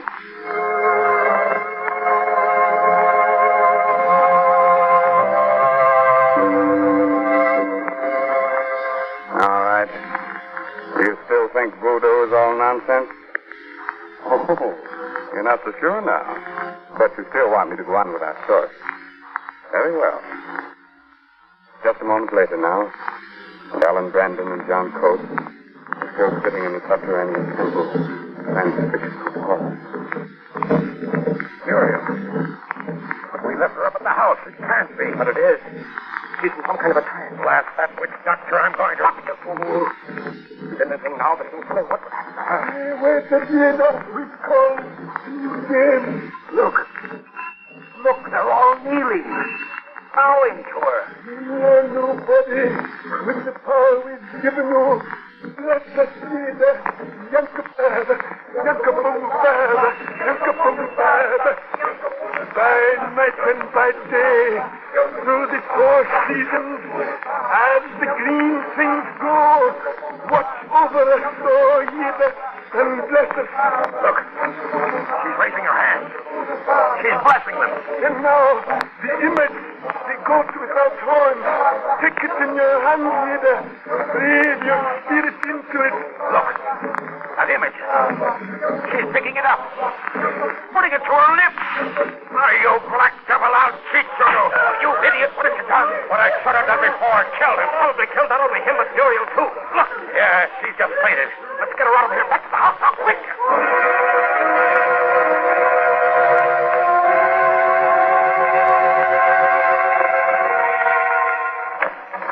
Inside here. Put her on the couch. She's still unconscious. Her pulse is pretty weak. Pierre, some brandy. Hurry. Yes, monsieur. Why did they let us go like that? Not even try and stop us. All of them just sitting there, staring. I don't know, but I'd have been happier if you had... monsieur. What happened to Madame? That blasted witch doctor team are on some kind of a ceremony with a goat. The blessing of the goat without horns. He must have hypnotized her or something like that. But he won't try any more of his voodoo tricks on her or anybody else. I killed him. Killed him? Killed Cimarron? Yeah, hold her head, Brand, while I give her some of this brandy. All right. Brandy. I am afraid that will not help, monsieur. You do not give brandy to someone who is dead. Dead? What are you talking about? Her heart is still beating, yes. But she is not really alive. You see, her soul left her body when Cimarron called to her. When you killed him, it could not find its way back. It is out there. So, now, wandering around, lost in the night. Why, John, haven't you done enough harm already? Well, we've got to get a doctor for her. Right away. Yes, monsieur. For if her soul does not find its way back soon, it will never come back. But there is no white doctor that can help her. Will you shut up? Where's the nearest one, Alan? Dr. Grosjean, about 9 miles up the road. I'll show you the way. All right, well, come on. You stay here and watch up here. And if anything happens to her... Yes, monsieur. I will stay. Are you coming, John? Hurry up. Yes, all right. This soul is gone, wandering around somewhere in the night. She's fainted, that's all. Maybe it's a fever and she's out of her head. Well, which way? Shortest way is that way there. You mean through the jungle? When it's dark, we won't be able to see it. Listen, Colt. You may not know it, you may not care, but Muriel's life is in danger. I'm not sure a doctor can help her, but I'm going to get one if I have to crawl on my hands and knees.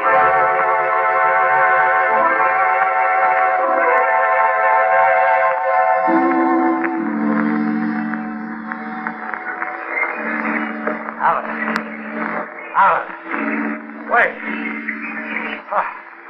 How much further? Are we going to have to go? I don't know. Can't be much further. Yeah. That's what you've been saying for the last hour. We're lost. That's what we are. We're lost somewhere here in the jungle. Listen. Go. Yeah. And I don't care what you do. But I've had enough of this. I'm going that way. Oh, no, wait. Come here. Don't you realize that...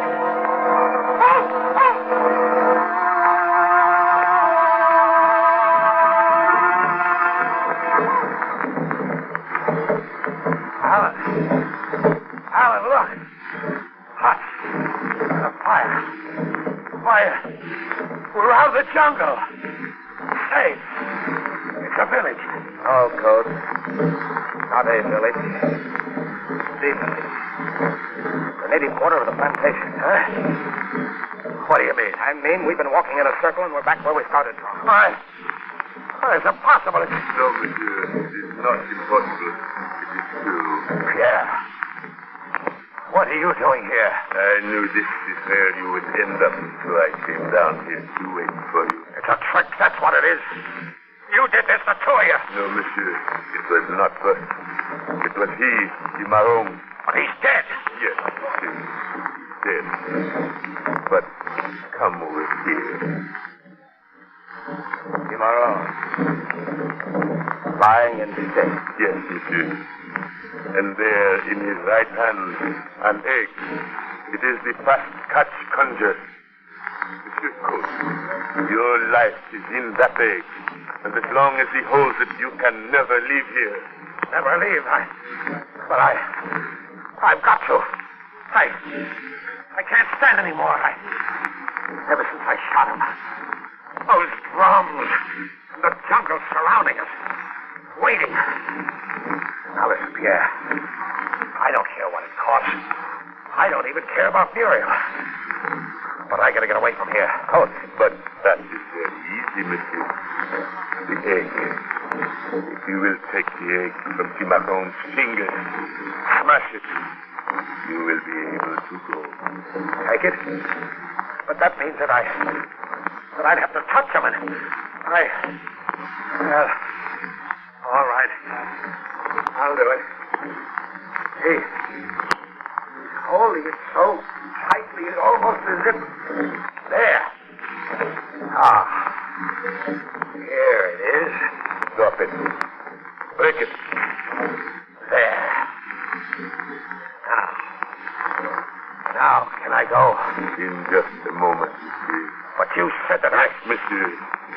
But I would not advise you to move at just this moment. Turn around. Slowly. A snake.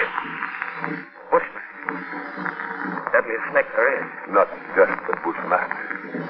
It is Damballa. Look well at the snake, for Damballa. Look well so you will know it again. That's for you, Damballa. I've had enough of this. Now I'm getting out of here and I'm taking Muriel with me. Start walking, both of you. Back to the house.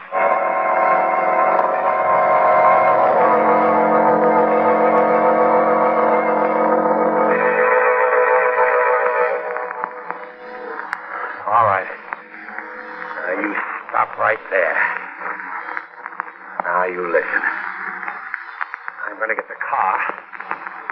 Back it up here. You're going into the house, and you're going to bring Muriel out here. Coach, she shouldn't be moved now, so you do as I say. Perhaps we had better. Come, Mr. I think... All right.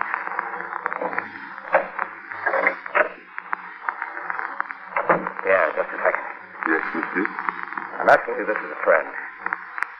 Isn't there anything that can be done? Any way she can be saved? You see, I love her. I know, monsieur. But you know what is written. An eye for an eye. A tooth for a tooth. A life for a life. You may seem our own, but she didn't have anything to do with that. No, dear. That is why I think she will recall it. Now that what has to be done has been done. Muriel, darling, are you all right? Yes, Alan, I just feel terribly tired and weak. Is it... What happened? You don't remember? Oh, the last thing I remember was John going down to the native quarter and you going after him. Where is John? He's outside getting the car. Should never have brought you down here with him. He's going to take you away. Away? Oh, Alan, no. After all, he is your I husband. don't care. I hate him. I hate him. Madame was not alone in hating him. And, well, I do not think she will worry about him anymore. What do you mean? Somehow, I have this feeling that... Hey there, Muriel. We'll go. Come on, Pierre. There's his car, but where's he? There he is. Yes, monsieur. John, what happened? What... Oh. Good Lord, he's dead. Yes, monsieur. What killed him? Look, there he is. Crawling back into the jungle. A bushlight. The same one that... It can't be the same one he shot at. Perhaps it is the mate of the one he shot. Wait. There's only one way the snake could have been. It was in the car. How could it get him? Yeah. You did it. I? No, monsieur. The egg in Cimarron's hand. The egg with his life in it. Have you forgotten that he broke that himself?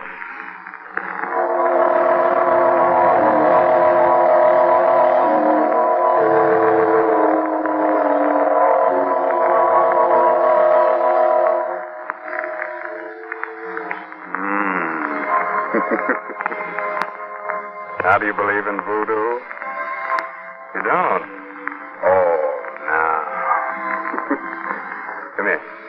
Come here a little closer. I'll whisper something in your ear. Neither do I. And let me whisper this in your ear, folks. There are just 15 shopping days until Christmas, full of rush, hurry, and crowd. About all you can do is face things armed with a good disposition. So don't let irregularity get you down. Get after that logy, cross, irritable feeling with Carter's Little Liver Pills. Let them wake up the flow of one of your most important digestive juices and help turn those 15 shopping days into 15 topping days, full of the glorious, glad-to-be-alive feeling that goes with regularity. Remember the name, Carter's Little Liver Pills. Yes, and remember this, too. Christmas comes but once a year. But year-round, Carter's Little Liver Pills can be the best friend to your sunny disposition.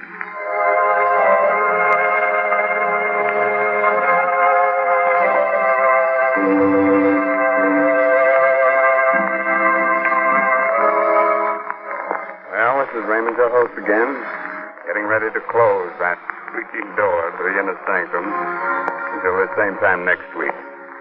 And don't forget, there's safety in numbers, so be sure to have all your friends listen with you. Remember, all names of characters used on the Inner Sanctum Mystery broadcast are entirely fictitious. Now, if you should happen to get into an argument with anyone about whether the dead come back from the grave, about ghosts without horns, black magic, and conjuring, whatnot, remember the old saying, voodoo unto others, you would have them voodoo to you. Have you read this month's Inner Sanctum Mystery novel, Trial by Fury, by Craig Rice? On sale at your favorite bookstore. Good night. Sweet dreams.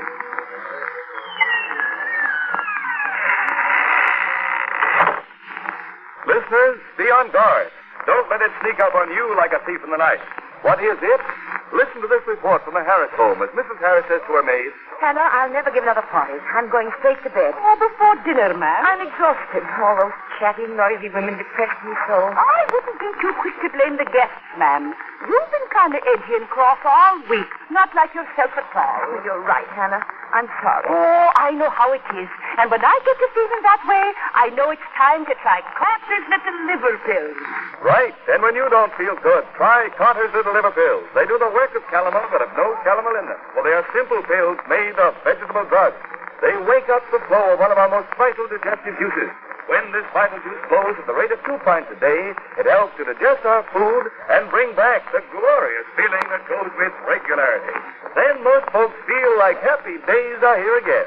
But be sure you get the genuine Carter's Little Liver Pills. 25 cents at all drugstores. This is the Blue Network of the National Broadcasting Company.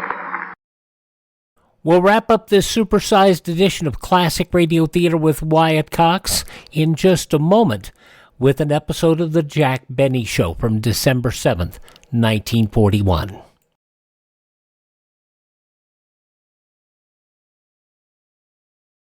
Every day, as the war against Japan increases in intensity, the need for waste fats and greases grows more critical. Here's one department where the enemy may be superior unless you help make up the difference from your kitchens. Save all waste fats and greases, no matter how discolored. Keep a clean can in which to strain them and take them regularly to your butcher. Remember, for every pound, he'll give you 4 cents plus 2 extra meat points. We'll wrap up this program with an episode of The Jell-O Show starring Jack Benny, as it was broadcast the evening of December 7th, 1941, here on Classic Radio Theater with Wyatt Cox. We will interrupt all programs to give you latest news bulletins. Stay tuned to this station.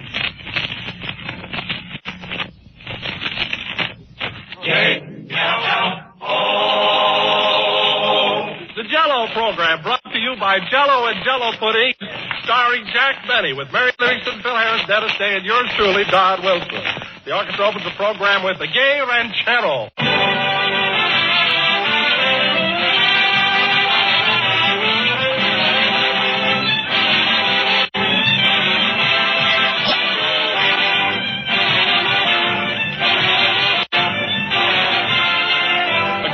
To buy Jell-O, ladies and gentlemen, is to get several packages at a time and use them as you want them. And with the new Jell-O, you can do this without any fear that your supply of Jell-O will lose flavor and freshness as it stands on the pantry shelf. You can now buy a dozen packages of Jell-O at one time and know that they will all stay at the peak of their goodness until you want them.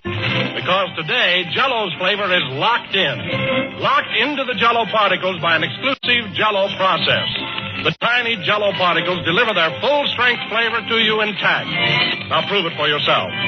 Open a package of Jell-O. Notice that there's no telltale aroma, no sign of escaping fragrance and flavor. But the instant you dissolve the Jell-O, you unlock its captive flavor, and out it pours in all its original richness. Tomorrow when you order Jell-O, order several packages. Get all of Jell-O's 6 delicious flavors, and always have a full assortment on hand from which to choose. You can keep Jell-O as long as you please. Its flavor doesn't go away. We put it in, and it's there to stay.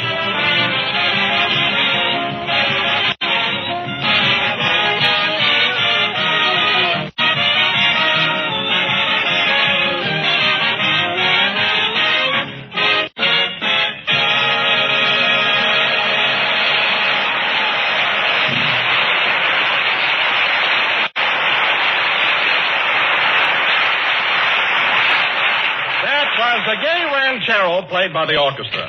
And now, ladies and gentlemen, it is my very great honor to bring you a man who last Sunday on this program gave you what was undoubtedly the finest performance of his acting career. That's right, Dr. Jekyll and Mr. Hyde. So without further ado, I give you the only actor in America who can make Jekyll and Hyde sound like Brenda and Cobina, Jack Benny.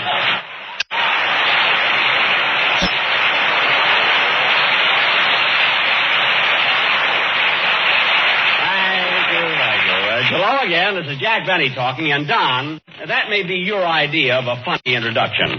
But to ridicule my performance of last Sunday, which everyone hailed as a dramatic nugget, that really burns me up. Now, take it easy, Jack. I thought you played the part well enough. But I happened to see the picture, and I didn't think you were as good as Spencer Tracy. Oh, you didn't? No. Well, Don, let me ask you something. Who signs your check every week? Spencer Tracy or the Benny Goose that lays the golden egg? Take that as my thought for today. But, Jack, you don't seem to understand. No. When Spencer Tracy played the part, there was a decided difference between both characters. But when you did it, I couldn't tell your Jekyll from your Hyde. Well, you can't tell your stomach from an igloo. So what do you know about it? The fine pal you turned out to be. Not Jack. And don't call me Jack. From now on, you will please address me as Mr. Benny, and I'll call you Mr. Wilson. Is that clear? Oh, I think you're being very childish about the whole matter. Absolutely childish. Don't try to bring my age down. Flattery won't help. Remember that, Mr. Wilson. Mr. Wilson? Who's Mr. Wilson? That hulk over yonder. Listen, Mary, you witnessed my performance last week. What did you think of it? Well, personally, I thought you were very good as Georgie Jessel.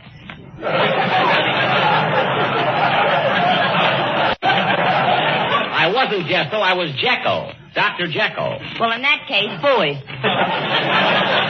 Phooey? What do you mean, phooey? I don't get it. All right, take the word lovely and fool around with it. Let's see. Lovely, lively, Mr. Benny to you. And let me remind you and Mr. Wilson of something that you both may have forgotten.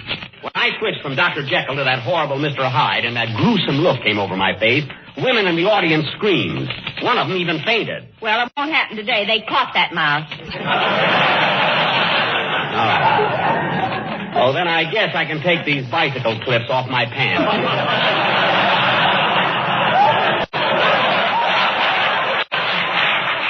However, as long as you and Don are in such a critical mood, I'd like to point out that Christmas is only 18 days away. Why else did you come in mad at everybody? All right, keep it up, keep it up. You know, I already bought your Christmas present, young lady, but I may exchange it for something cheaper. Something cheaper? Yes. They don't dig a bargain basement that deep. Well, you worked in more of them than I did.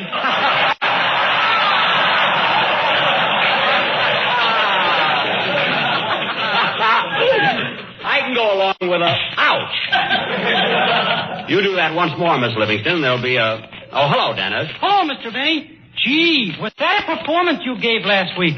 Was that a performance? Well, thanks, Dennis. I'm glad you liked it. Not only me, my whole family thought you were wonderful. That's nice. I'm glad someone appreciated me. Listen, Jack, the trouble with you is the minute you do something halfway good, it goes right to your head. Mr. Benny was wonderful. Quiet. Why, to hear you talk, Jack, anyone would think you were the biggest ham in Hollywood. Oh. I'd like to see a bigger one, by golly.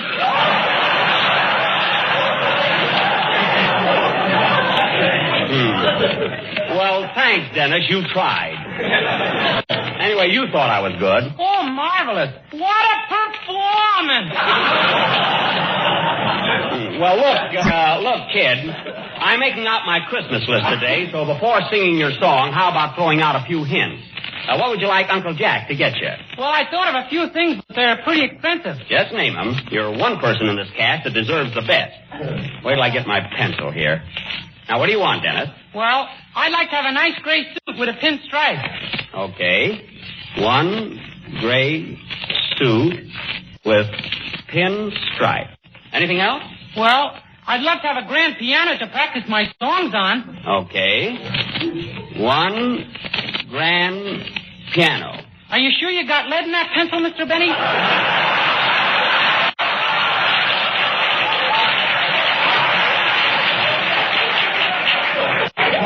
Yes. Now, what else do you want, Dennis? Well, I've always wanted one of those toy birds on a stick, and when you swing it around your head, the bird goes... Okay. One bird on stick. Now, what else do you want? Oh, stop, will you? You're just trying to make Don and me jealous. Dennis isn't going to get all that stuff. Well, he's getting something he wants. Gee, I wonder what it is. I'll give you a hint, kid.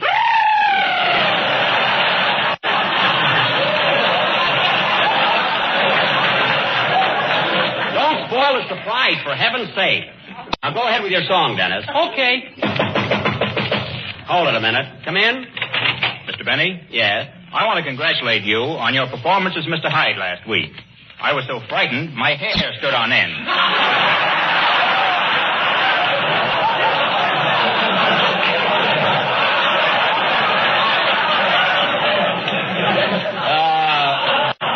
Your hair?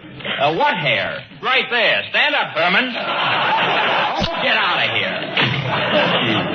Herman.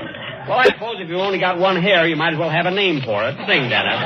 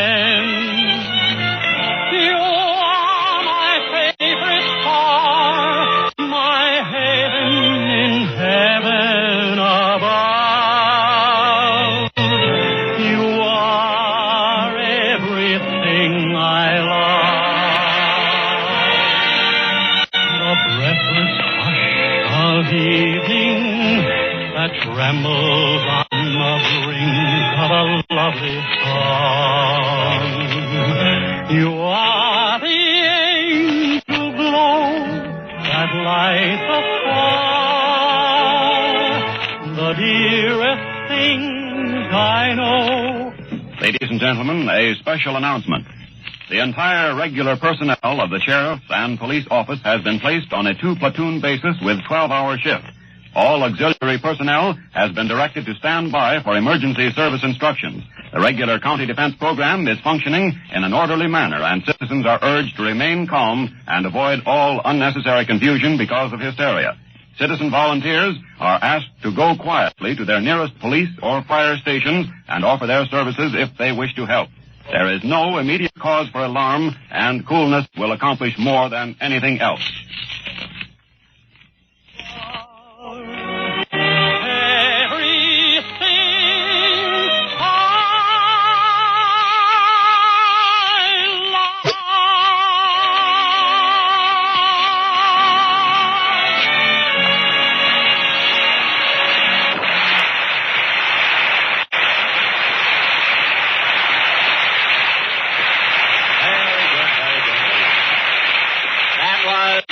Of Everything I Love and All the Things You Are, sung by Dennis Day.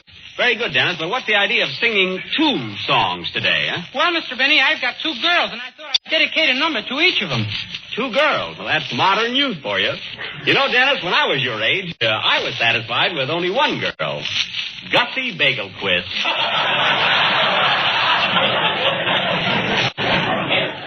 Gussie was a dream, yeah. Is that the girl you sued because she cut you with her buck teeth?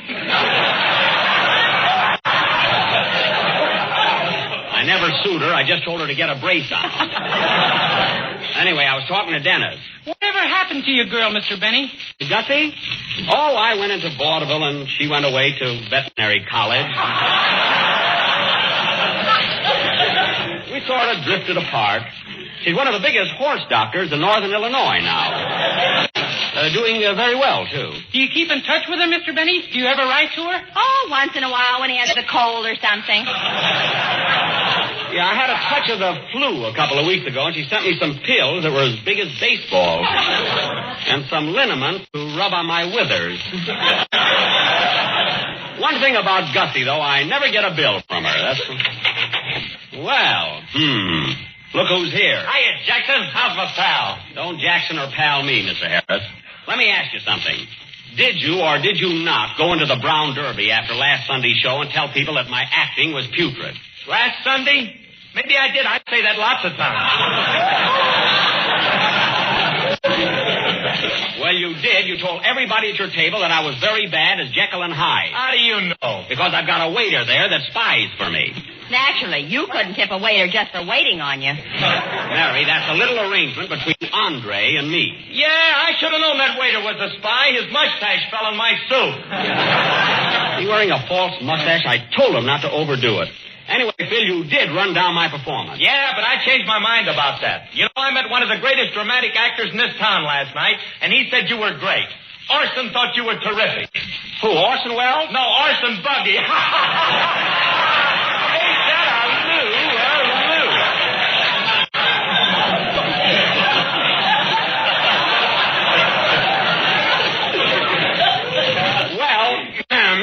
That settles it. If I don't get Glenn Miller in my stocking Christmas morning, I'll never write another letter to Santa. And incidentally, Mr. Harris, you better have a good excuse for coming in late today. Well, I'm sorry, Jackson, but I was out shopping. Say, Mary, you know what I'm getting Alice for Christmas this year? No, what? A roaster. A roaster, say. You know, for the oven.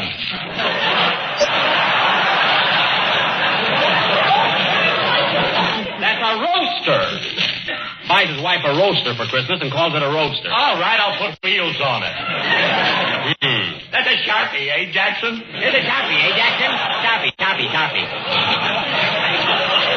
And don't call me Jackson. I'm Mr. Benny to you and to everybody else on this program except Dennis. You mean I can call you Jack? Yes, until I make up with the others. What burns me up, I worked my head off on that play last week and did a swell job. You sure did, Jack. And this little episode just shows me who my friends are. That's telling them, Jack. After all, I had to follow a pretty good actor in that part, Spencer Tracy. Why, I would never have even tried it if we both hadn't won the Academy Award. Wait a minute. When did you ever win the Academy Award? And another thing. I said, when did you ever win the Academy Award? And another thing. Answer my question. When did you win the Academy Award? I wish I had, brother. Would I have you in a spot?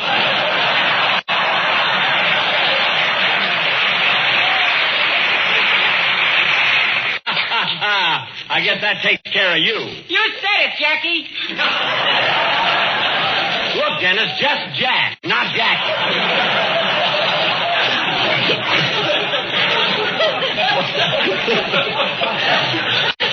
In the mince, you want to take the whole foot?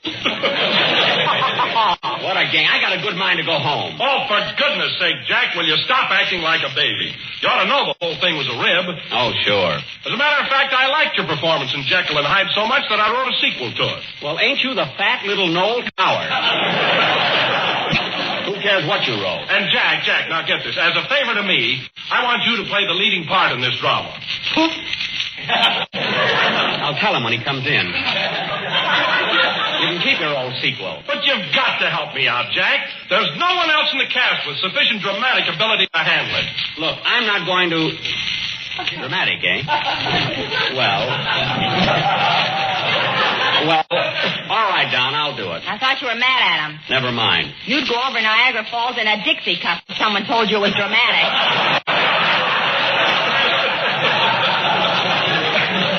What's dramatic about a Dixie cup? Don, you say you've written a sequel to Jekyll and Hyde? Yes, Jack, but my play is called Mr. Hyde and Dr. Jekyll. Oh, well, that sounds interesting. Here's the script. Thanks. Just a second, Don. I'll give you a build-up. Chord, please. And now, ladies and gentlemen, Mr. Don Wilson, that eminent American author, has written another of his famous one-act plays. Take it, Don. The scene is the residence of Mr. and Mrs. Homer D. Hyde in the thriving little town of Upper Plate, Indiana. It is 7:30 p.m. Curtain. Music.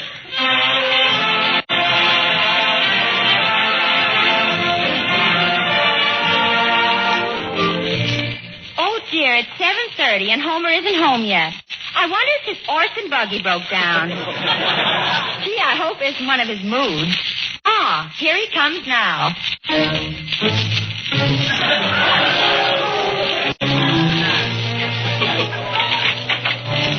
Good evening, Homer, dear. You're a little late, aren't you? All right, I'm late. And I'll be late any time I feel like it. Aren't you going to kiss me, darling? Kiss me every night a kiss. I'll kiss you with this umbrella. I'm going to bed. Good night. But, Homer, you haven't even said hello to the twins, Otto and Blotto. Say hello to Daddy, children. Hello, Daddy. Hello, Daddy.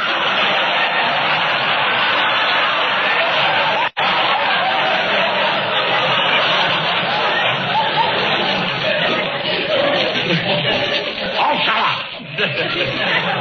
I want to peep out of you kids, and I'll kick your teeth out as soon as they grow in. I'm going to bed now. But, Homer, darling, you haven't had your dinner yet. Dinner, every night dinner. I don't want any dinner. But, Homer, dear, at least have some dessert. What kind of dessert? I won't tell you, but I'm sure you like it. Here, have a dish. Very well. I'll try it. But if I eat it and decide I don't like it, someone will be dead. Murdered.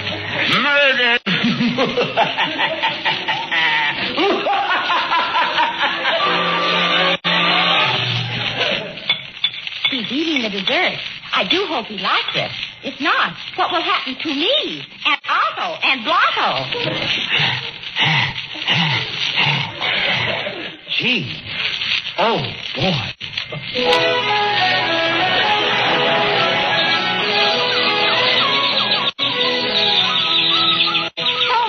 Homer, speak to me. Speak to me. Oh, my darling. That tasted so good. What is the name of that tempting and economical dessert with a new locked-in process?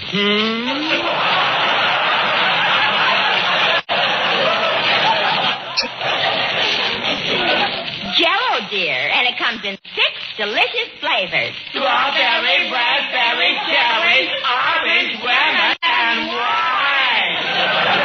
My sons, at last I love you.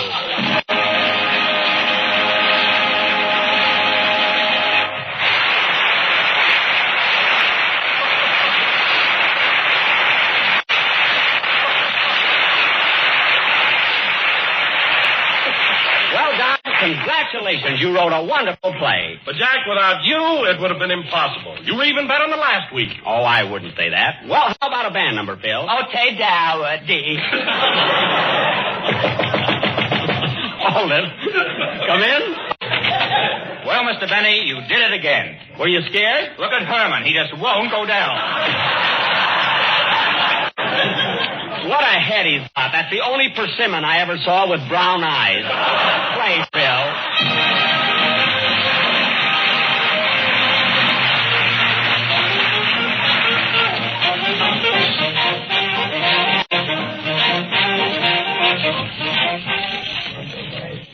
Another war bulletin. Shanghai. The Japanese took over the American Shanghai Power and Light Company this morning. A bulletin from New York. The Japanese news agency broadcast tonight that Japanese Foreign Minister Shigenori Togo summoned U.S. Ambassador Joseph C. Grew and handed to him Japan's reply to Secretary of State Cordell Hull's terms for peace in the Pacific. This news came hours after the bombing of Honolulu. We return you now to Hollywood.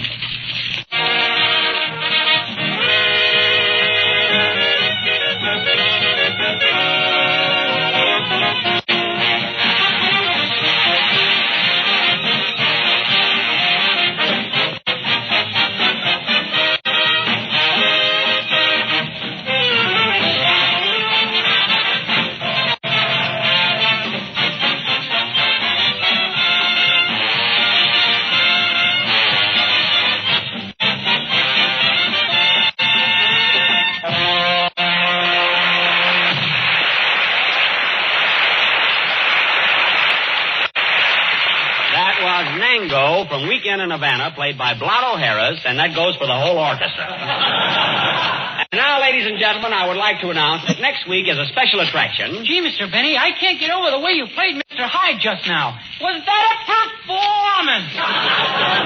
It thrilled you, eh, Dennis? I'll say. That crazy laugh just sent shivers right through me. Well. The kid's right, Jackson. How'd you ever learn to do that? Well, Phil, you just have to get into the mood and feel it. You have to imagine that you're a raving maniac. When was the first time you ever did that crazy laugh, Jack? Last year at Santa Anita, he lost 3 races in a row. Never mind. When they caught him, he was chewing down the grandstand like a beaver. Well, you'd be mad, too. So let's forget it. Now, as I started to announce, ladies and gentlemen, next week is a special attraction. You know, Mr. Benny, I'd like to learn how to do that laugh so I can scare my girlfriend. Oh, it's easy, Dennis. Gee, I wish you'd show me how to do it, Mr. Benny. Oh, I don't Come on, Jackson, do that laugh for us again. Well, look, Dennis, here's the way you do it. You've got to screw up your face and get it all distorted. Then you rip open your tie and shirt. Well, don't you have to muss up your hair a little? My hair? You know, those 3 Hermans. That's not important. Anyway, Dennis, once you're in this mood, you read a menacing line and then laugh. Now, get this. I'm going out for a walk now. A nice, long walk. And when I come back, someone will be dead. Murdered.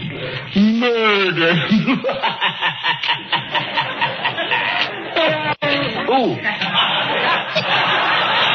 the matter, Jack? My jaw slipped out of place. Look at her. His what? His jaw slipped out of place. Get a doctor. Hurry up. What a performance! Don't say nothing. Let me call my doctor. Dusty Bagelquist, Waukegan 8362. Now, hurry. Just hold on the phone. Now, take it easy, Jack. Take it easy. Oh, it hurts. Just hold still, Jack, and I'll snap your jaw back in place. All right, hurry up, John. Now, brace yourself. Okay.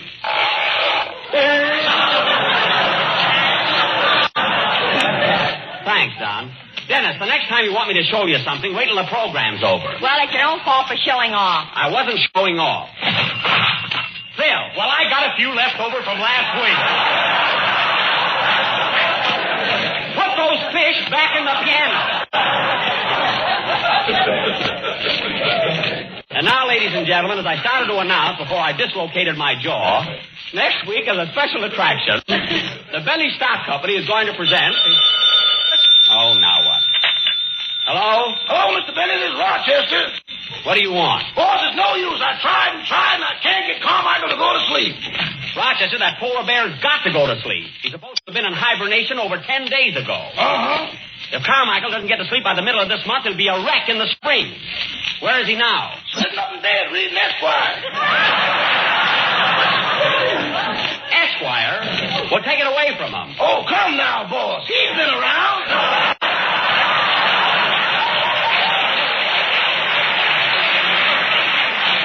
I mean, he's got to get to sleep. Now, Rochester, use a little psychology on him. Give him some warm milk. Give him some warm milk, put on his pajamas, and brush his teeth. Would you mind repeating that slowly, please? I said give him some warm milk. Uh-huh. Put on his pajamas. Uh-huh. And brush his teeth. Uh-uh. Rochester, what are you afraid of? That bear is as gentle as a lamb. He wouldn't bite you. He wouldn't, eh? No. Then why am I the largest single user of Band-Aids in the USA? Rochester, listen, Carmichael doesn't hate you. He likes you. He likes everybody. Then what happened to the gas man? Nothing happened to the gas man. Carmichael doesn't eat people. You ought to see that letter he wrote Santa Claus. What letter? Dear Santa, please send a fat boy to read the meter.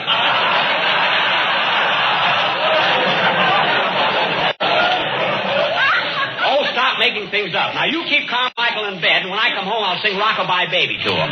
That'll put him to sleep. Okay, so long. So long. Oh, say, boss. Now what? Are you coming home for dinner tonight? Yes. Well, that'll finish up the wild duck. Good. So long. I gotta get that bear to sleep before Christmas, or he'll want a present. Play, Phil. Ooh, my jaw.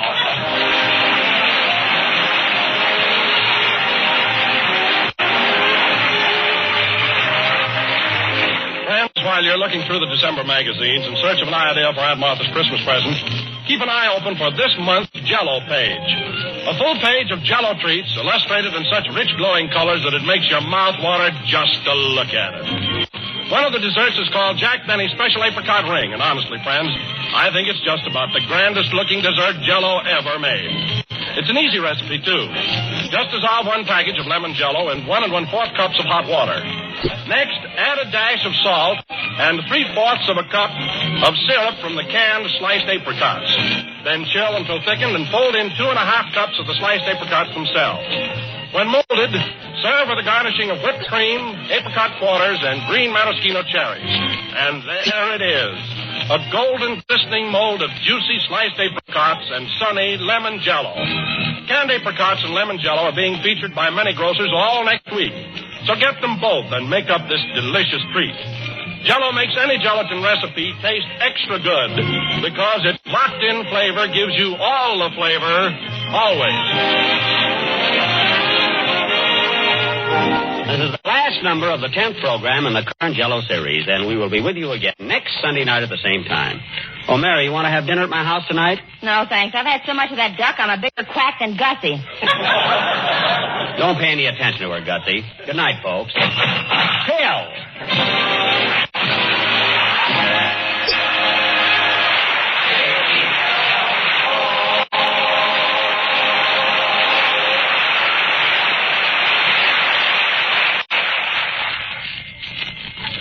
Sadly, Jell-O would stop sponsoring the show because they couldn't get sugar because of sugar rationing. And so the show would become the Grape Nuts and Grape Nuts Flakes program until those cancer sticks took over and Lucky Strikes became the sponsor of the Jack Benny Show.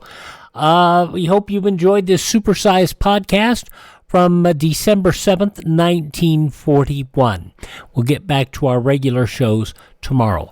Thank you so much for joining me for this special December 7th remembrance of World War II, the beginnings, and the attack on Pearl Harbor here on Classic Radio Theater with Wyatt Cox.